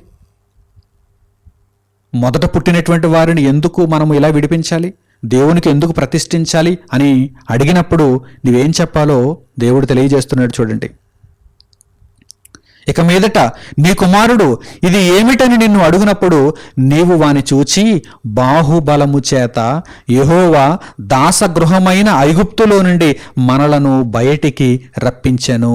ఫరో మనలను పోనీయకుండా తన మనస్సును కఠినపరుచుకొనగా, ఇశ్రాయేలీయులు బలి అర్పిస్తారు పోనివ్వమంటే ఫరో పోనివ్వలేదు, మనస్సును కఠినపరుచుకున్నాడు. కనుక అతడు అలా మనస్సును కఠినపరుచుకొనగా యెహోవా మనుష్యుల తొలి సంతానమేమి, జంతువుల తొలి సంతానమేమి, ఐగుప్తు దేశములో తొలి సంతానమంతయు సంహరించెను. దేవునికి అర్పణ చెల్లించకపోతే ఏమవుతుంది?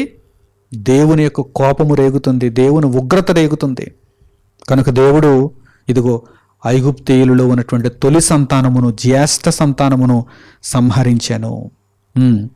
ఆ హేతువు చేతను నేను మగదైన ప్రతి తొలిచూలు పిల్లను యెహోవాకు బలిగా అర్పించుదును. అయితే నా కుమారులలో ప్రతి తొలి సంతానము వెల ఇచ్చి విడిపించుదునని చెప్పవలెను. బాహుబలము చేత యెహోవా మనలను ఐగుప్తులో నుండి బయటికి రప్పించెను గనుక ఆ సంగతి నీ చేతి మీద సూచనగాను నీ కన్నుల మధ్య లలాట పత్రికగాను ఉండవలెను అని చెప్పాను. అంటే ఈ విషయాన్ని ఎప్పటికీ నువ్వు మర్చిపోకూడదు, ఎప్పటికీ నువ్వు మర్చిపోకూడదు. నీ పిల్లల పిల్లలకు ఈ విషయాన్ని నీవు దృష్టాంతముగా నేర్పించాలి అని దేవుడు తెలియజేస్తున్నాడు. హేబెలు ప్రారంభించినటువంటి శ్రేష్టమైనటువంటి బలి ఇదిగో నీతిమంతులు కొనసాగిస్తున్నారు. నేడు మన వరకు ఆ అర్పణ వచ్చింది. క్రొత్త నిబంధన కాలం వరకు కూడా దేవుడు ఆ అర్పణ కార్యక్రమాన్ని తీసుకుని వచ్చాడు. విధానం మారచ్చు, బలిపీఠములు అలాగే అర్పించేటువంటి జంతువుల స్థానంలో దేవుడు మనకు ఇప్పుడు క్రొత్త సంగతులను క్రీస్తు ద్వారా బోధించవచ్చు. కానీ ఈ సంగతిని, ఈ సారాంశమును మనం గ్రహించాలి. దేవునిని సంతోషింపజేసే అర్పణలు మనము ఇవ్వాలి. దేవుడు ఆమోదించేటట్టుగా అర్పణలు మనం ఇవ్వాలి. అర్పణ విషయంలో ఒకవేళ ఎవరైనా చులకన భావంతో ఉన్నారా? అర్పణ విషయంలో ఎవరైనా తిరుగుబాటు ధోరణితో ఉన్నారా? వారు ఇదిగో ఐగుప్తీయులు చూచినటువంటి నాశనాన్ని చూస్తారు అని దేవుడు హెచ్చరిస్తున్నాడు. అర్పణ విషయంలో మనము చాలా జాగ్రత్తగా ఉండాలి, దేవునిని సంతోషపెట్టాలి. దేవుడు మనకు ఇచ్చినటువంటి ఒక మహదవకాశంగా దానిని తీసుకుని గొప్ప అర్పణను దేవునికి ఇవ్వగలగాలి. దేవుడు మన అర్పణను బట్టి మనలను చూచి ఆయన సంతోషించాలి. ఆ తర్వాత మోషే గారి దగ్గర కూడా మనం ఆలోచన చేయగలిగితే, ఇశ్రాయేలీయులను నడిపిస్తున్నటువంటి మోషే గారి దగ్గర కూడా మనం ఆలోచన చేయగలిగితే కొన్ని సంగతులు మనకు కనిపిస్తున్నాయి. దేవునికి అర్పణ ఇచ్చేటువంటి సంగతులు మనకు కనిపిస్తున్నాయి. నిర్గమకాండము 17వ అధ్యాయము 15వ వాక్యం నుండి చూడండి. నిర్గమకాండము 17వ అధ్యాయము 15వ వాక్యం నుండి.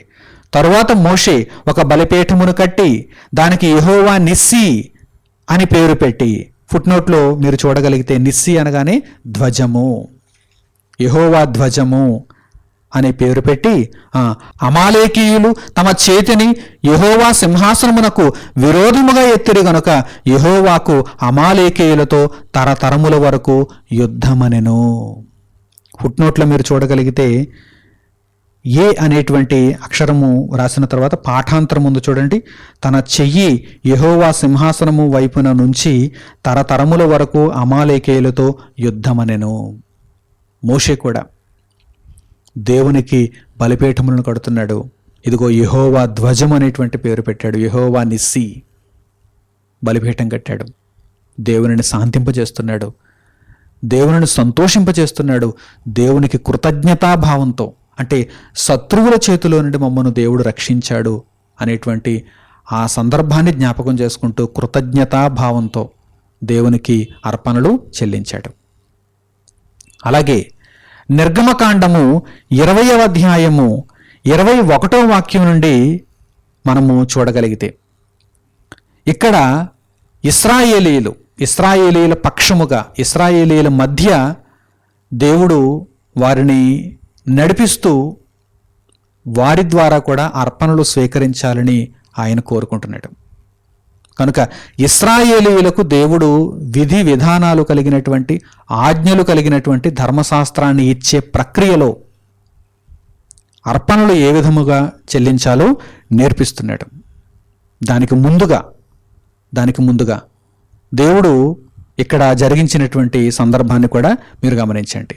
నిర్గమకాండము 20వ అధ్యాయము 21వ వాక్యం నుండి మీరు చూడండి. ప్రజలు దూరముగా నిలిచిరి. మోషే దేవుడున్న ఆ గాఢాంధకారమునకు సమీపింపగా యెహోవా మోషేతో ఇట్లనెను, ఇశ్రాయేలీయులతో ఇలాగు చెప్పుము, నేను ఆకాశము నుండి మీతో మాటలాడేదనని మీరు గ్రహించితిరి. మీరు నన్ను కొలుచుచు వెండి దేవతలనైనను బంగారు దేవతలనైనను చేసుకొనకూడదు. మంటి బలిపీఠము నా కొరకు చేసి దాని మీద నీ దహన బలులను, సమాధాన బలులను, నీ గొర్రెలను, నీ ఎద్దులను అర్పింపవలెను. నేను నా నామమును జ్ఞాపకార్థముగా నుంచు ప్రతి స్థలములోనూ నీ యొద్దకు వచ్చి నిన్ను ఆశీర్వదించెదను. నీవు నాకు రాళ్లతో బలిపీఠము చేయునప్పుడు మలిచిన రాళ్లతో దాని కట్టకూడదు. దానికి నీ పనిముట్టు తగలనిచ్చిన ఎడల అది అపవిత్రమగును. మరియు నా బలిపీఠము మీద నీ దిగంబరత్వము కనబడకయుండునట్లు మెట్ల మీదుగా దానిని ఎక్కకూడదు. దేవుడు ఇక్కడ కొన్ని విధి విధానాలను ముందుగా తెలియజేస్తున్నాడు. మంటితో చేసినటువంటి బలిపీఠము, అప్పటి వరకు కట్టెలతో బలిపీఠమును చేసి ఉండొచ్చు, ఇప్పుడు మీరు మంటితో చేయండి. మార్పును తీసుకొస్తున్నాడు దేవుడు, కొద్ది కొద్దిగా మార్పును తీసుకుని వస్తున్నాడు. ఇశ్రాయేలీయులు అరణ్య ప్రయాణంలో ఉన్నారు కదా, కనుక ఇదిగో ఇప్పుడు దేవుడు వీరికి కొన్ని విధులను, కొన్ని ఆజ్ఞలను జారీ చేశాడు. బలిని ఇచ్చేటువంటి పరిస్థితులలో, దేవునికి దహన బలిని కానీ సమాధాన బలిని కానీ ఇచ్చేటువంటి పరిస్థితుల్లో వారు ఏ విధముగా ప్రవర్తించాలి అనేటువంటి విషయాలను దేవుడు ఇక్కడ వ్రాయించాడు. మీరు ఎక్కడెక్కడ మంటి బలిపీఠములు కడతారో అక్కడక్కడికి నేను వచ్చి మీ అర్పణలను స్వీకరిస్తానని దేవుడు తెలియజేశాడు. ఎందుకంటే ఇశ్రాయేలీయులు ఎక్కడున్నారు? ఇప్పుడు ప్రయాణంలో ఉన్నారు. వారు వాగ్దత్త భూమిలోనికి ఇంకా అడుగు పెట్టలేదు. కనుక వారు ప్రయాణంలో ఉన్నప్పుడు ఎక్కడ వారు దిగితే, ఎక్కడ ఏ పాలెము దగ్గర వారు ఉంటే అక్కడే బలిపీఠమును కట్టచ్చు అని దేవుడు వారికి ఆ వెసులుబాటునిచ్చాడు. మీరు ఎక్కడెక్కడ బలిపీఠములు కడితే అక్కడికి నేను వస్తాను అని దేవుడు తెలియజేస్తున్నాడు. ఆ తర్వాత మనకు పరిశుద్ధ గ్రంథంలో ఏం కనిపిస్తుంది? ప్రత్యక్షపు గుడారము. ప్రత్యక్షపు గుడారం కనిపిస్తుంది. ఇశ్రాయేలీయుల మధ్య ప్రత్యక్షపు గుడారము, దేవుడిచ్చినటువంటి ధర్మశాస్త్రము. అలాగే ఇశ్రాయేలీయులు ఆ ధర్మశాస్త్రమును బట్టి దేవునికి అర్పించవలసినటువంటి బలులు, వారు పాటించవలసినటువంటి నియమములన్నీ, కట్టడలన్నీ వ్రాయబడినటువంటి సంగతులుగా మనకు ప్రత్యక్షపు గుడారంలో కనిపిస్తాయి. ఈ ప్రత్యక్షపు గుడారము ఒకచోట స్థిరముగా ఉన్నది కాదు, అది చలనముతో కూడుకున్నది. అంటే వీరు దానిని మోసుకుని వెళ్తున్నారు. ప్రత్యక్షపు గుడారమును వీరు ఎక్కడికి వెళితే అక్కడికి వీరు మోసుకుని వెళుతున్నారు. ప్రత్యక్షపు గుడారపు మందిరము, బలిపీఠము మనకు కనిపిస్తుంది. పరిశుద్ధ గ్రంథములో ఇంకనూ మనము ముందుకు కొనసాగుతూ విషయములను గ్రహించగలిగితే ఇశ్రాయేలీయులలో అర్పణ విషయంలో మనకు ప్రత్యక్ష గుడారపు మందిరము, బలిపీఠము కనిపిస్తుంది. ఈ సంగతిని మనం ఇప్పుడు నేర్చుకుందాం. నిర్గమకాండము 40వ అధ్యాయము 1వ వాక్యము నుండి మీరు చూడండి. నిర్గమకాండము 40వ అధ్యాయము 1వ వాక్యము నుండి, మరియు యెహోవా మోషేతో ఇట్లనెను. ఇప్పుడు ప్రత్యక్షపు గుడారం దగ్గరకు వచ్చాం. మంటి బలిపీఠము దగ్గర నుండి ఇప్పుడు ఎక్కడికి వచ్చాం? ప్రత్యక్షపు గుడారపు మందిరం దగ్గరకు వచ్చాం. ఇక్కడ దేవుడు ఏమని తెలియజేస్తున్నాడు చూడండి. మరియు యెహోవా మోషేతో ఇట్లనెను, మొదటి నెలలో మొదటి దినమున నీవు ప్రత్యక్షపు గుడారపు మందిరమును నిలువబెట్టవలెను. ఇక్కడే ఇప్పుడు ఇశ్రాయేలీయులు బలులను అర్పించాలి. చూడండి, అచ్చట నీవు సాక్ష్యపు మందసమును నిలిపి ఆ మందసమును అడ్డతెరతో కప్పవలెను. నీవు బల్లను లోపలికి తెచ్చి దాని మీద క్రమముగా ఉంచవలసిన వాటిని ఉంచి దీపవృక్షమును లోపలికి తెచ్చి దాని ప్రదీపములను వెలిగింపవలను. సాక్ష్యపు మందసమునెదుట ధూమము వేయు బంగారు వేదికను ఉంచి మందిర ద్వారమునకు తెరను తగిలింపవలను. ప్రత్యక్షపు గుడారపు మందిర ద్వారమునెదుట దహన బలిపీఠమును ఉంచవలెను. ఇదిగో దహన బలిపీఠం మనకి ఇక్కడ కనిపిస్తుంది. ఇప్పుడు మంటి బలిపీఠం కాదు, అంతకు ముందటి కాలంలో మంటి బలిపీఠం. ఎక్కడ వారు దిగితే అక్కడ మంటి బలిపీఠమును కట్టేవారు. ఇప్పుడు సాక్ష్యపు గుడారం వచ్చింది, ప్రత్యక్షపు గుడారపు మందిరం వచ్చింది. కనుక దేవుడు ఇక్కడ ఏమని తెలియజేస్తున్నాడు చూడండి. ప్రత్యక్షపు గుడారపు మందిర ద్వారము ఎదుట దహన బలిపీఠమును ఉంచవలెను అని దేవుడు ఇక్కడ తెలియజేశాడు. తద్వారా వారు ఆ బలిపీఠం మీద దేవునికి బలులను అర్పించాలి అన్నట్టు దేవుడు ఇక్కడ వ్రాయించాడు. అలాగే ద్వితీయోపదేశ కాండము 12వ అధ్యాయము 1వ వాక్యము నుండి కూడా మీరు గమనించండి. ద్వితీయోపదేశ కాండము 12వ అధ్యాయము 1వ వాక్యము నుండి, మీరు స్వాధీనపరుచుకొనుటకు నీ పితరుల దేవుడైన యెహోవా నీకిచ్చిన దేశమున మీరు భూమి మీద బ్రతుకు దినములన్నిటను మీరు అనుసరించి గైకొనవలసిన కట్టడలను విధులను ఇవి. మీరు స్వాధీనపరుచుకొనబోవు జనములు గొప్ప పర్వతముల మీదనేమి, మెట్టల మీదనేమి, పచ్చని చెట్లన్నిటి క్రిందనేమి, ఎక్కడెక్కడనైతే తమ దేవతలను పూజించెనో ఆ స్థలములన్నిటినీ మీరు బొత్తిగా పాడు చేయవలెను. ఇశ్రాయేలీయుల యొక్క అరణ్య ప్రయాణం ముగింపుకు వచ్చేసింది. ఇక అరణ్య ప్రయాణం అయిపోయిన తర్వాత వారు ఎక్కడ ప్రవేశిస్తారు? వాగ్దత్త దేశంలో ప్రవేశిస్తారు. ఈ వాగ్దత్త దేశంలో అప్పటికే ఎవరున్నారు? అన్యజనులు ఉన్నారు. ఆ అన్యజనులు దేవుని ఎరుగని వారు. ఇష్టమైనటువంటి దేవతలకు వారు మ్రొక్కుతున్నారు. ఇష్టమైనటువంటి దేవతలకు వారు బలులను అర్పిస్తున్నారు. వాటన్నింటినీ కూడా మీరు స్వాధీనపరుచుకున్న తర్వాత, ఆ కనాను దేశాన్ని మీరు స్వాధీనపరుచుకున్న తర్వాత వాటన్నిటిని కూడా మీరు బొత్తిగా పాడు చేయాలి. లేదంటే మీ కుమారుల కుమారులు మరల వారి వలె వారి యొక్క చేష్టలను అభ్యసించి ఆ అన్య దేవతలకు బలులను అర్పించి నాకు దూరం అయిపోతారు అని దేవుడు తెలియజేస్తున్నాడు. ధర్మశాస్త్రానికి దూరం అయిపోతారు, పాపములోనికి వెళ్ళిపోతారు అని దేవుడు హెచ్చరిస్తున్నాడు. కనుక మీరు వాటిని బొత్తిగా పాడు చేయవలను.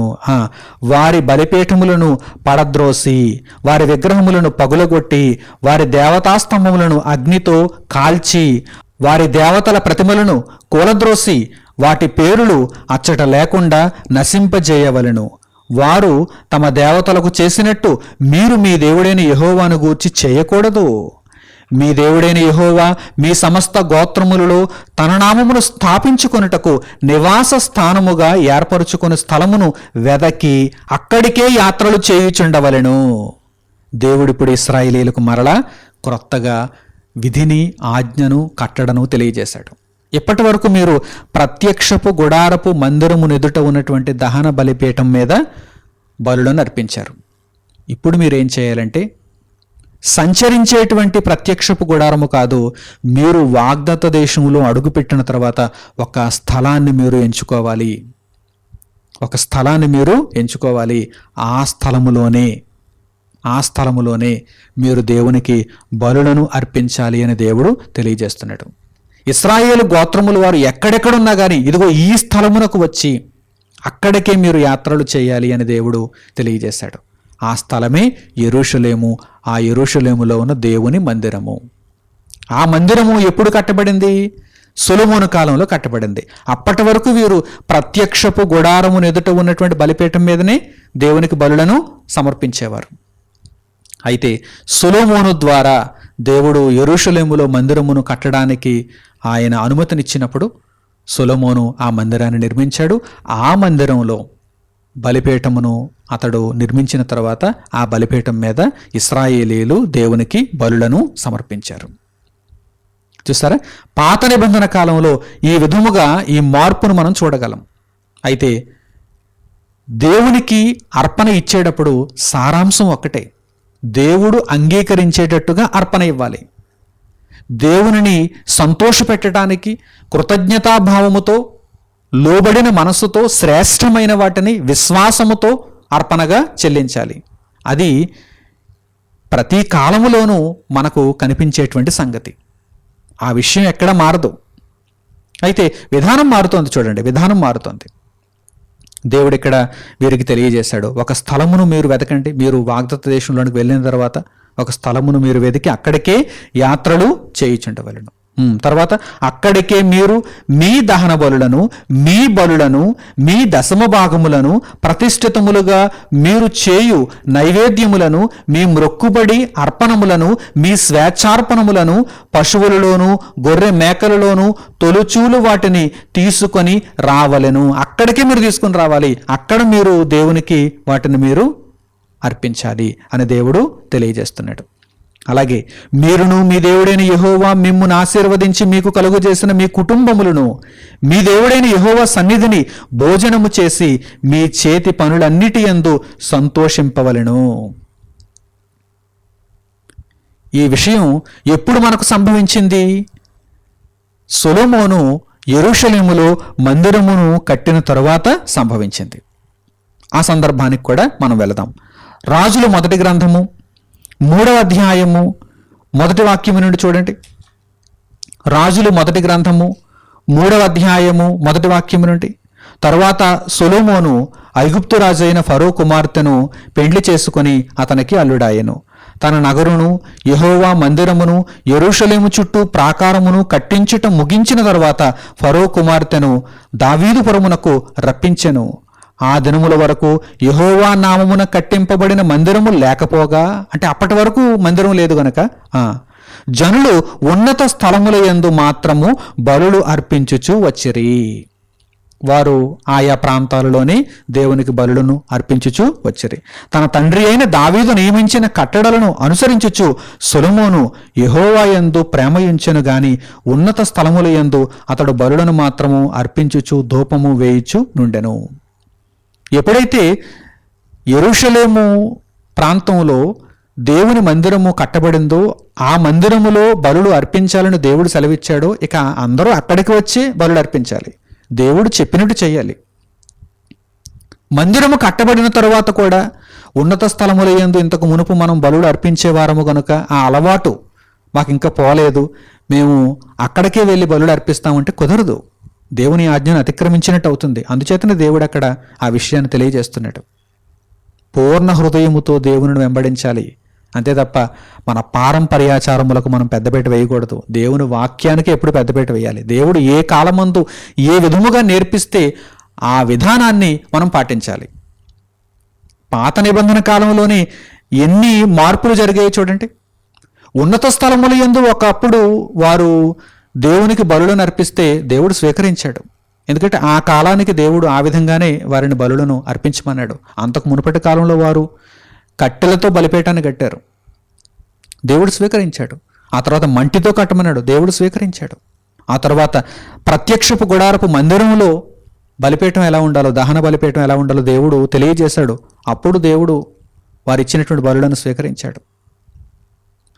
అయితే యెరూషలేములో మందిరము నిర్మింపబడిన తరువాత ఇక్కడ మాత్రమే, అనగా ఆ యెరూషలేము మందిరంలో మాత్రమే దేవునికి దహన బలులను వారు అర్పించాలి. అక్కడే కాలానుగుణంగా ఎన్నో మార్పులు మనకు కనిపిస్తున్నాయి. ఏ కాలంలో దేవుడు ఎలా అర్పణ ఇమ్మంటే అలాగే ఇవ్వాలి. ఇప్పుడు క్రొత్త నిబంధనకు వచ్చేసాం మనం. క్రొత్త నిబంధనలో కూడా దేవుడు ఎలా అర్పణ ఇమ్మంటే అలాగే ఇవ్వాలి. రాబోయే పాఠాలలో మనం తెలుసుకోబోతున్నాం. ప్రస్తుతానికి ఈ పాఠంలో పాత నిబంధన కాలంలో దేవునికి మనుషులు అర్పణను ఏ విధంగా ఇచ్చారు అనేటువంటి విషయాన్ని గురించి మనం తెలుసుకుంటున్నాం. సొలొమోను దేవునికి మందిరాన్ని నిర్మించాడు. ఆ మందిరంలోనే బలిపీఠం మీద దేవునికి అర్పణలు చెల్లించాలి. ఈ విషయాన్ని గురించి ఇంకొను మనం చూద్దాం.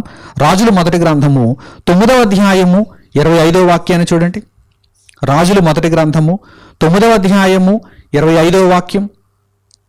మరియు సొలొమోను తాను కట్టించిన బలిపీఠము మీద ఏడాదిలో 3 మారులు దహన బలులను సమాధాన బలులను యెహోవాకు అర్పించుచు యెహోవా సముఖమందున్న పీఠము మీద ధూపద్రవ్యము వేయుచుండెను. పిమ్మట అతడు మందిరమును సమాప్తము చేసెను. ఇదిగో యెరూషలేములో మందిరం కట్టబడింది. ఆ మందిరములోనే దేవునికి అర్పణలు అర్పించాలి, బలులను అర్పించాలి అనేటువంటి విషయాన్ని మనం తెలుసుకోవచ్చు. అలాగే దినవృత్తాంతములు 2వ గ్రంథము 2వ అధ్యాయము 1వ వాక్యం నుండి కూడా చూడండి. దినవృత్తాంతములు 2వ గ్రంథము 2వ అధ్యాయము 1వ వాక్యము నుండి. సొలొమోను యెహోవా నామ ఘనత కొరకు ఒక మందిరమును, తన రాజ్య ఘనత కొరకు ఒక నగరును కట్టవలెనని తీర్మానము చేసుకొని బరువులు మోయుటకు 70,000 మందిని, కొండల మీద మ్రానులు కొట్టుటకు 80,000 మందిని ఏర్పరచుకుని వీరి మీద 3,600 మందిని అధిపతులుగా ఉంచెను. సొలొమోను తూరు రాజైన హీరాము నొద్దకు దూతల చేత ఈ వర్తమానము పంపెను. నా తండ్రి అయిన దావీదు నివాసమునకై ఒక నగరును కట్టతలచి ఉండగా నీవు అతనికి సరళ మ్రానులను సిద్ధము చేసి పంపించినట్లు నాకును దయచేసి పంపించుము. నా దేవుడైన యెహోవా సన్నిధిని సుగంధ వర్గములను ధూపము వేయుటకును సన్నిధి రొట్టెలను నిత్యము ఉంచుటకును ఉదయ సాయంకాలముల యందును విశ్రాంతి దినముల యందును అమావాస్యల యందును మా దేవుడైన యెహోవాకు ఏర్పాటైన ఉత్సవముల యందును ఇశ్రాయేలీయులు నిత్యమును అర్పింపవలసిన దహన బలులను అర్పించుటకును ఆయన నామ ఘనత కొరకు మందిరం ఒకటి ఆయనకు ప్రతిష్ఠితము చేయబడినట్లుగా నేను కట్టింపబోచున్నాను. దేవునికి బలులను అర్పించటానికి ఆయన ఒక స్థలాన్ని నిర్ణయించుకోమన్నాడు. ఆ స్థలములోనే మందిరం కట్టమన్నాడు. అక్కడ బలులను అర్పించమని ముందుగా ఆయన తెలియజేశాడు గనక ఆ యొక్క విషయాన్ని నేను నెరవేరుస్తున్నాను అని సొలొమోను ఇక్కడ తెలియజేస్తున్నాడు. ఆ తర్వాత కూడా చూడండి, నేను కట్టించు మందిరము గొప్పదిగా నుండును. మా దేవుడు సకలమైన దేవతల కంటే మహనీయుడు గనుక ఆకాశములను మహాకాశములను ఆయనను పట్టజాలవు. ఆయనకు మందిరమును కట్టించుటకు చాలినవాడెవడు? ఆయన నివసించడానికి నేను మందిరాన్ని కట్టించడం లేదు, బలులను అర్పించటానికి, దేవుడు నియమించిన కట్టడలను ఆచరించటానికి మేమందరం కూడా ఇదిగో ఈ మందిరమును నిర్మించాలనుకుంటున్నాం అని సొలొమోను మాట్లాడుతున్నాడు. ఆయన సన్నిధిని ఆయన మందిరమును కట్టించుటకైనను నేనేమాత్రపు వాడను, ధూపము వేయుటకే నేను ఆయనకు మందిరము కట్టదలచియున్నాను. ఇక్కడ సొలొమోను తెలియజేస్తున్నాడు, ధూపము వేయుటకే నేను ఆయనకు మందిరము కట్టదలచియున్నాను అంటున్నాడు. కనుక ఇశ్రాయేలీయులు ఆ కాలానికి, అంటే సొలొమోను ఉన్నటువంటి కాలానికి దేవునికి అర్పణలు ఎక్కడ అర్పించాలి? యెరూషలేము మందిరములో. యెరూషలేము మందిరములు, అంతే తప్ప ఉన్నత స్థలముల యందు కాదు. వారు ఎక్కడెక్కడో మంటి బలిపీఠములను కట్టుకొని అక్కడ బలిపీఠముల దగ్గర దేవునికి అర్పణలు అర్పిస్తామంటే దేవుడు ఊరుకోడు. ఎందుకంటే దేవుడు ఇప్పుడు చెప్పాడు, దేవుడు ఎక్కడ బలులను అర్పించాలో తెలియజేశాడు. కనుక ఆ ఆజ్ఞలను వారు పాటించాలి. కనుక ప్రియులారా, ఇశ్రాయేలీయులు పాత నిబంధన కాలంలో మరల యేసుక్రీస్తు ప్రభువారు వచ్చేటంత వరకు కూడా, అంటే శరీరధారిగా ఆయన ఈ భూమి మీదకి వచ్చేటంత వరకు కూడా, క్రొత్త నిబంధన ప్రారంభమయ్యేటంత వరకు కూడా ఇదిగో ఈ యెరూషలేములోనే దేవునికి బలులను అర్పించారు. సొలొమోను కాలము మొదలుకొని యేసుక్రీస్తు ప్రభు శరీరధారిగా భూమి మీదకి వచ్చే ఆ కాలం వరకు కూడా పాత నిబంధన కాలం అంతయు ఇశ్రాయేలీయులు యెరూషలేములోని దేవుని మందిరములో దేవునికి బలులను అర్పించారు. దేవునికి అర్పణములను వారు సమర్పించారు. కీర్తనల గ్రంథంలో వ్రాయబడినటువంటి ఒక చక్కని మాటను ఇప్పుడు మనం జ్ఞాపకం చేసుకుందాం. 66వ కీర్తన 13వ వాక్యాన్ని మీరు గమనించండి. 66వ కీర్తన 13వ వాక్యం, దహన బలులను తీసుకొని నేను నీ మందిరములోనికి వచ్చేదను. కీర్తనకారుడు ఏమంటున్నాడు ఇక్కడ? దహన బలులను తీసుకొని నేను నీ మందిరములోనికి వచ్చేదను.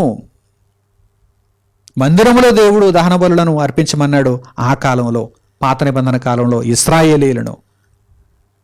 అది కూడా మోషే కాలంలో కాదు, న్యాయాధిపతుల కాలంలో కాదు, సౌలు కాలంలో కాదు, దావీదు కాలంలోనూ కాదు, సొలొమోను దేవునికి మందిరమును కట్టించిన తరువాత. ఇదిగో చూడండి, జాగ్రత్తగా మీరు ఈ మాటను చూడండి. దహన బలులను తీసుకొని నేను నీ మందిరములోనికి వచ్చేతను. అంటే సొలొమోను కాలం దగ్గర ఈ విధానం ప్రారంభమైంది. అప్పటి నుంచి క్రొత్త నిబంధన మనకు అమలులోనికి వచ్చేటంత వరకు కూడా ఇశ్రాయేలీయులు దహన బలులను, దేవునికి అర్పించే ఏ బలినైనా సరే, ఏ అర్పణనైనా సరే మందిరమునకు వచ్చి దేవునికి అర్పించినట్టుగా మనకు కనిపిస్తుంది. అంతకు మునుపటి కాలంలో ప్రత్యక్షపు గుడారం ఎక్కడైతే ఉందో అక్కడికి వచ్చి దేవునికి బలులను, అర్పణలను ఇచ్చేవారు. అంతకు మునుపటి కాలంలో ఇశ్రాయేలీయులు ప్రయాణంలో ఉన్నారు. అప్పుడు వారు మంటి బలిపీఠములను కట్టుకున్నారు. దేవుడు ఆ విధంగా ఇశ్రాయేలీయులను బలులను అర్పించమన్నాడు. వారు ఆ విధంగానే బలులను అర్పించారు. ప్రియులారా, దేవుడు అంగీకరించేటట్టుగా మనము అర్పణ అర్పించాలి. విశ్వాస సంబంధమైనటువంటి అర్పణను దేవునికి అర్పించాలి. కృతజ్ఞతాభావంతో దేవునికి అర్పణను అర్పించాలి అనేటువంటి విషయాలు మాత్రం స్పష్టం. అవి ఏ కాలంలోనూ మారవు. అవి హేబేలు కాలంలోనైనా, నోవహు కాలంలోనైనా, అబ్రహాము, ఇస్సాకు, యాకోబు కాలంలోనైనా, ఇశ్రాయేలీయుల కాలంలోనైనా సరే మారవు. నేటి కాలంలో కూడా ఆ విషయాలు మాత్రం మారవు. ఏ విషయాలు? మరలా చెబుతున్నాను, జాగ్రత్తగా గమనించండి. దేవుడు అంగీకరించేటట్టుగా మనం అర్పణ ఇవ్వాలి. కృతజ్ఞతాభావంతో దేవునికి అర్పణ ఇవ్వాలి. భయభక్తులతో దేవునికి అర్పణ ఇవ్వాలి. దేవుని సంతోషపెట్టే అర్పణ ఇవ్వాలి. దేవుడు కోరుకున్నట్టుగా అర్పణ ఇవ్వాలి. ఈ సంగతులన్నిటిని కూడా మనము జ్ఞాపకమందు ఉంచుకోవాలి. అలాగే పాత నిబంధన కాలంలో అర్పణలు అంటే అంత సులువుగా మనం ముగించుకునేటువంటి అంశం కాదది. ఎందుకంటే అర్పణలు ఏ విధంగా ఇవ్వాలో దేవుడు ప్రతిదానిని కూడా పోసగుచ్చినట్టుగా చెప్పాడు. క్షుణ్ణంగా ధర్మశాస్త్రమందు వారికి వివరించాడు.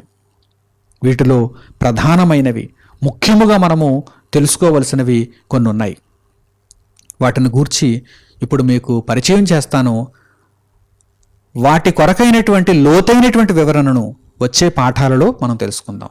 అవి ఏమిటో మీకు ఒక్కసారి నేను వాటిని గూర్చి పరిచయం చేస్తాను. జాగ్రత్తగా గమనించండి. ఇశ్రాయేలీయులు దేవునికి అర్పించేటువంటి వివిధమైనటువంటి బలులు, అర్పణలు ఇవి ఏ విధంగా ఉన్నాయి? మొదటిది దహన బలి, తరువాత కృతజ్ఞతార్పణములు లేక నైవేద్యములు. రెండవది కృతజ్ఞతార్పణములు లేక నైవేద్యములు. ఆ తర్వాత మూడవది సమాధాన బలులు. ఆ తర్వాత నాలుగవది పాప పరిహారార్థ బలులు. ఆ తర్వాత ఐదవది అపరాధ పరిహారార్థ బలులు. ఆ తర్వాత ఆరవది ప్రతిష్టార్పణములు లేక ప్రతిష్ఠితార్పణములు. ఆ తర్వాత ఏడవది పానార్పణములు. ఆ తర్వాత ఎనిమిదవది అల్లాడింపబడు అర్పణములు. ఆ తర్వాత తొమ్మిదవది స్వేచ్ఛార్పణములు. ఇన్నున్నాయండి స్వేచ్ఛార్పణములు, ఇంకా అయిపోలేదు. ఆ తర్వాత 10వది దశమ భాగములు. ఇవి కూడా పాత నిబంధనకు సంబంధించినవే, దశమ భాగములు. ఆ తర్వాత 11వది మొక్కుబడి చేసుకోవడం, మొక్కుబళ్ళు. ఇవన్నీ కూడా వివిధమైనటువంటి అర్పణలుగా పరిశుద్ధ గ్రంథంలో మనకు కనిపిస్తున్నాయి. ఇవన్నీ కూడా పాత నిబంధన కాలంలో ఇశ్రాయేలీయులు ఇచ్చినటువంటి అర్పణలుగా మనకు కనిపిస్తున్నాయి. ఇవి ఎప్పటి నుంచి ప్రారంభమయ్యాయి? దేవుడు ఇశ్రాయేలీయులకు ధర్మశాస్త్రాన్ని ఇచ్చాడు. విధి రూపకమైనటువంటి ఆజ్ఞలు కలిగిన ధర్మశాస్త్రాన్ని ఇచ్చాడు కదా, అప్పటి నుంచి ఇవి ప్రారంభమయ్యాయి. అంతకు మునుపటి కాలంలో అయితే లేవు. ఇశ్రాయేలీయులకు దేవుడు ధర్మశాస్త్రాన్ని విధి రూపకమైనటువంటి ఆజ్ఞలుగా ఎప్పుడైతే ఇచ్చాడో అప్పటి నుండి ఇవి అమలులోనికి వచ్చాయి. వీటిని గూర్చి సవివరమైనటువంటి సంగతులను వచ్చే పాఠాలలో మనం నేర్చుకుందాం. అంతవరకు ఇప్పటి వరకు మీరు విన్నటువంటి సంగతుల మీద దృష్టి ఉంచి దేవునికి మనము అర్పించవలసినటువంటి అర్పణ ఎంత విశేషముగా, ఎంత జాగ్రత్తతో కూడినదిగా, దేవుడు అంగీకరించే విధానంలో ఉండేటట్టుగా మనము ఏ విధముగా దేవునికి అర్పణ ఇవ్వాలో మీరు తెలుసుకున్నవారై, ఆ సంగతుల యందు మీరు చక్కని అవగాహన కలిగిన వారై, దేవునిని సంతోషింపచేసేటువంటి అర్పణలు దేవునికి ఇచ్చేవారుగా మారతారని హృదయపూర్వకంగా కోరుకుంటూ ఈ పాఠ్యాంశమును ఇంతటితో నేను ముగిస్తున్నాను. మన తండ్రి అయిన దేవుని ప్రేమ, మన రక్షకుడైన యేసుక్రీస్తు వారి కృప, పరిశుద్ధాత్ముని అన్యోన్య సహవాసము మనందరికీ సదాకాలము తోడై మనలను నడిపించునుగాక. ఆమేన్. తండ్రి అయిన దేవునికి ప్రార్థనలు ఏకీభవించండి. పరలోకమందున్న మా కన్న తండ్రి, మీ ఉన్నతమైన ప్రేమ చేత అమోఘమైనటువంటి మీ మహాజ్ఞానమును మీరు మాకు దయచేయుచున్నారు.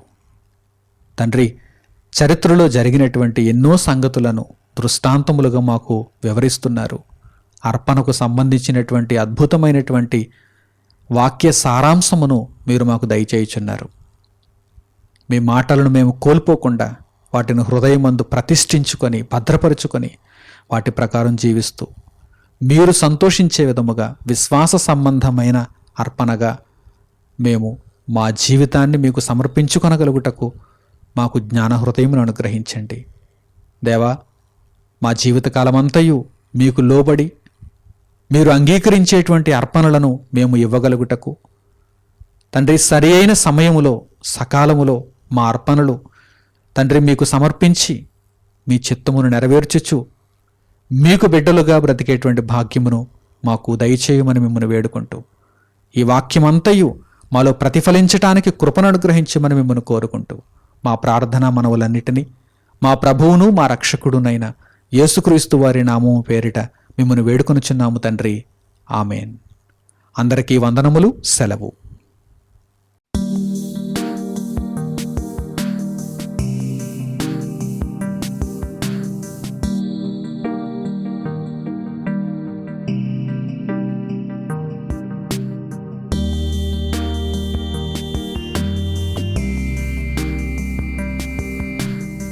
సహోదరులు మణికుమార్ గారు ప్రసంగించిన ఎన్నో ఆత్మ సంబంధమైన సంగతులను ఉచితముగా వీక్షించుటకు మా యూట్యూబ్ ఛానల్స్ ను తప్పక దర్శించండి. మా సమాచారమును ఎప్పటికప్పుడు తెలుసుకుని ఆత్మీయాభివృద్ధి నొందవలనంటే మా యూట్యూబ్ ఛానల్స్ ను సబ్స్క్రైబ్ చేసుకోండి. సత్వర నోటిఫికేషన్ల కొరకు సబ్స్క్రైబ్ బటన్ ప్రక్కనే ఉన్న బెల్ సింబల్ ను క్లిక్ చేయండి.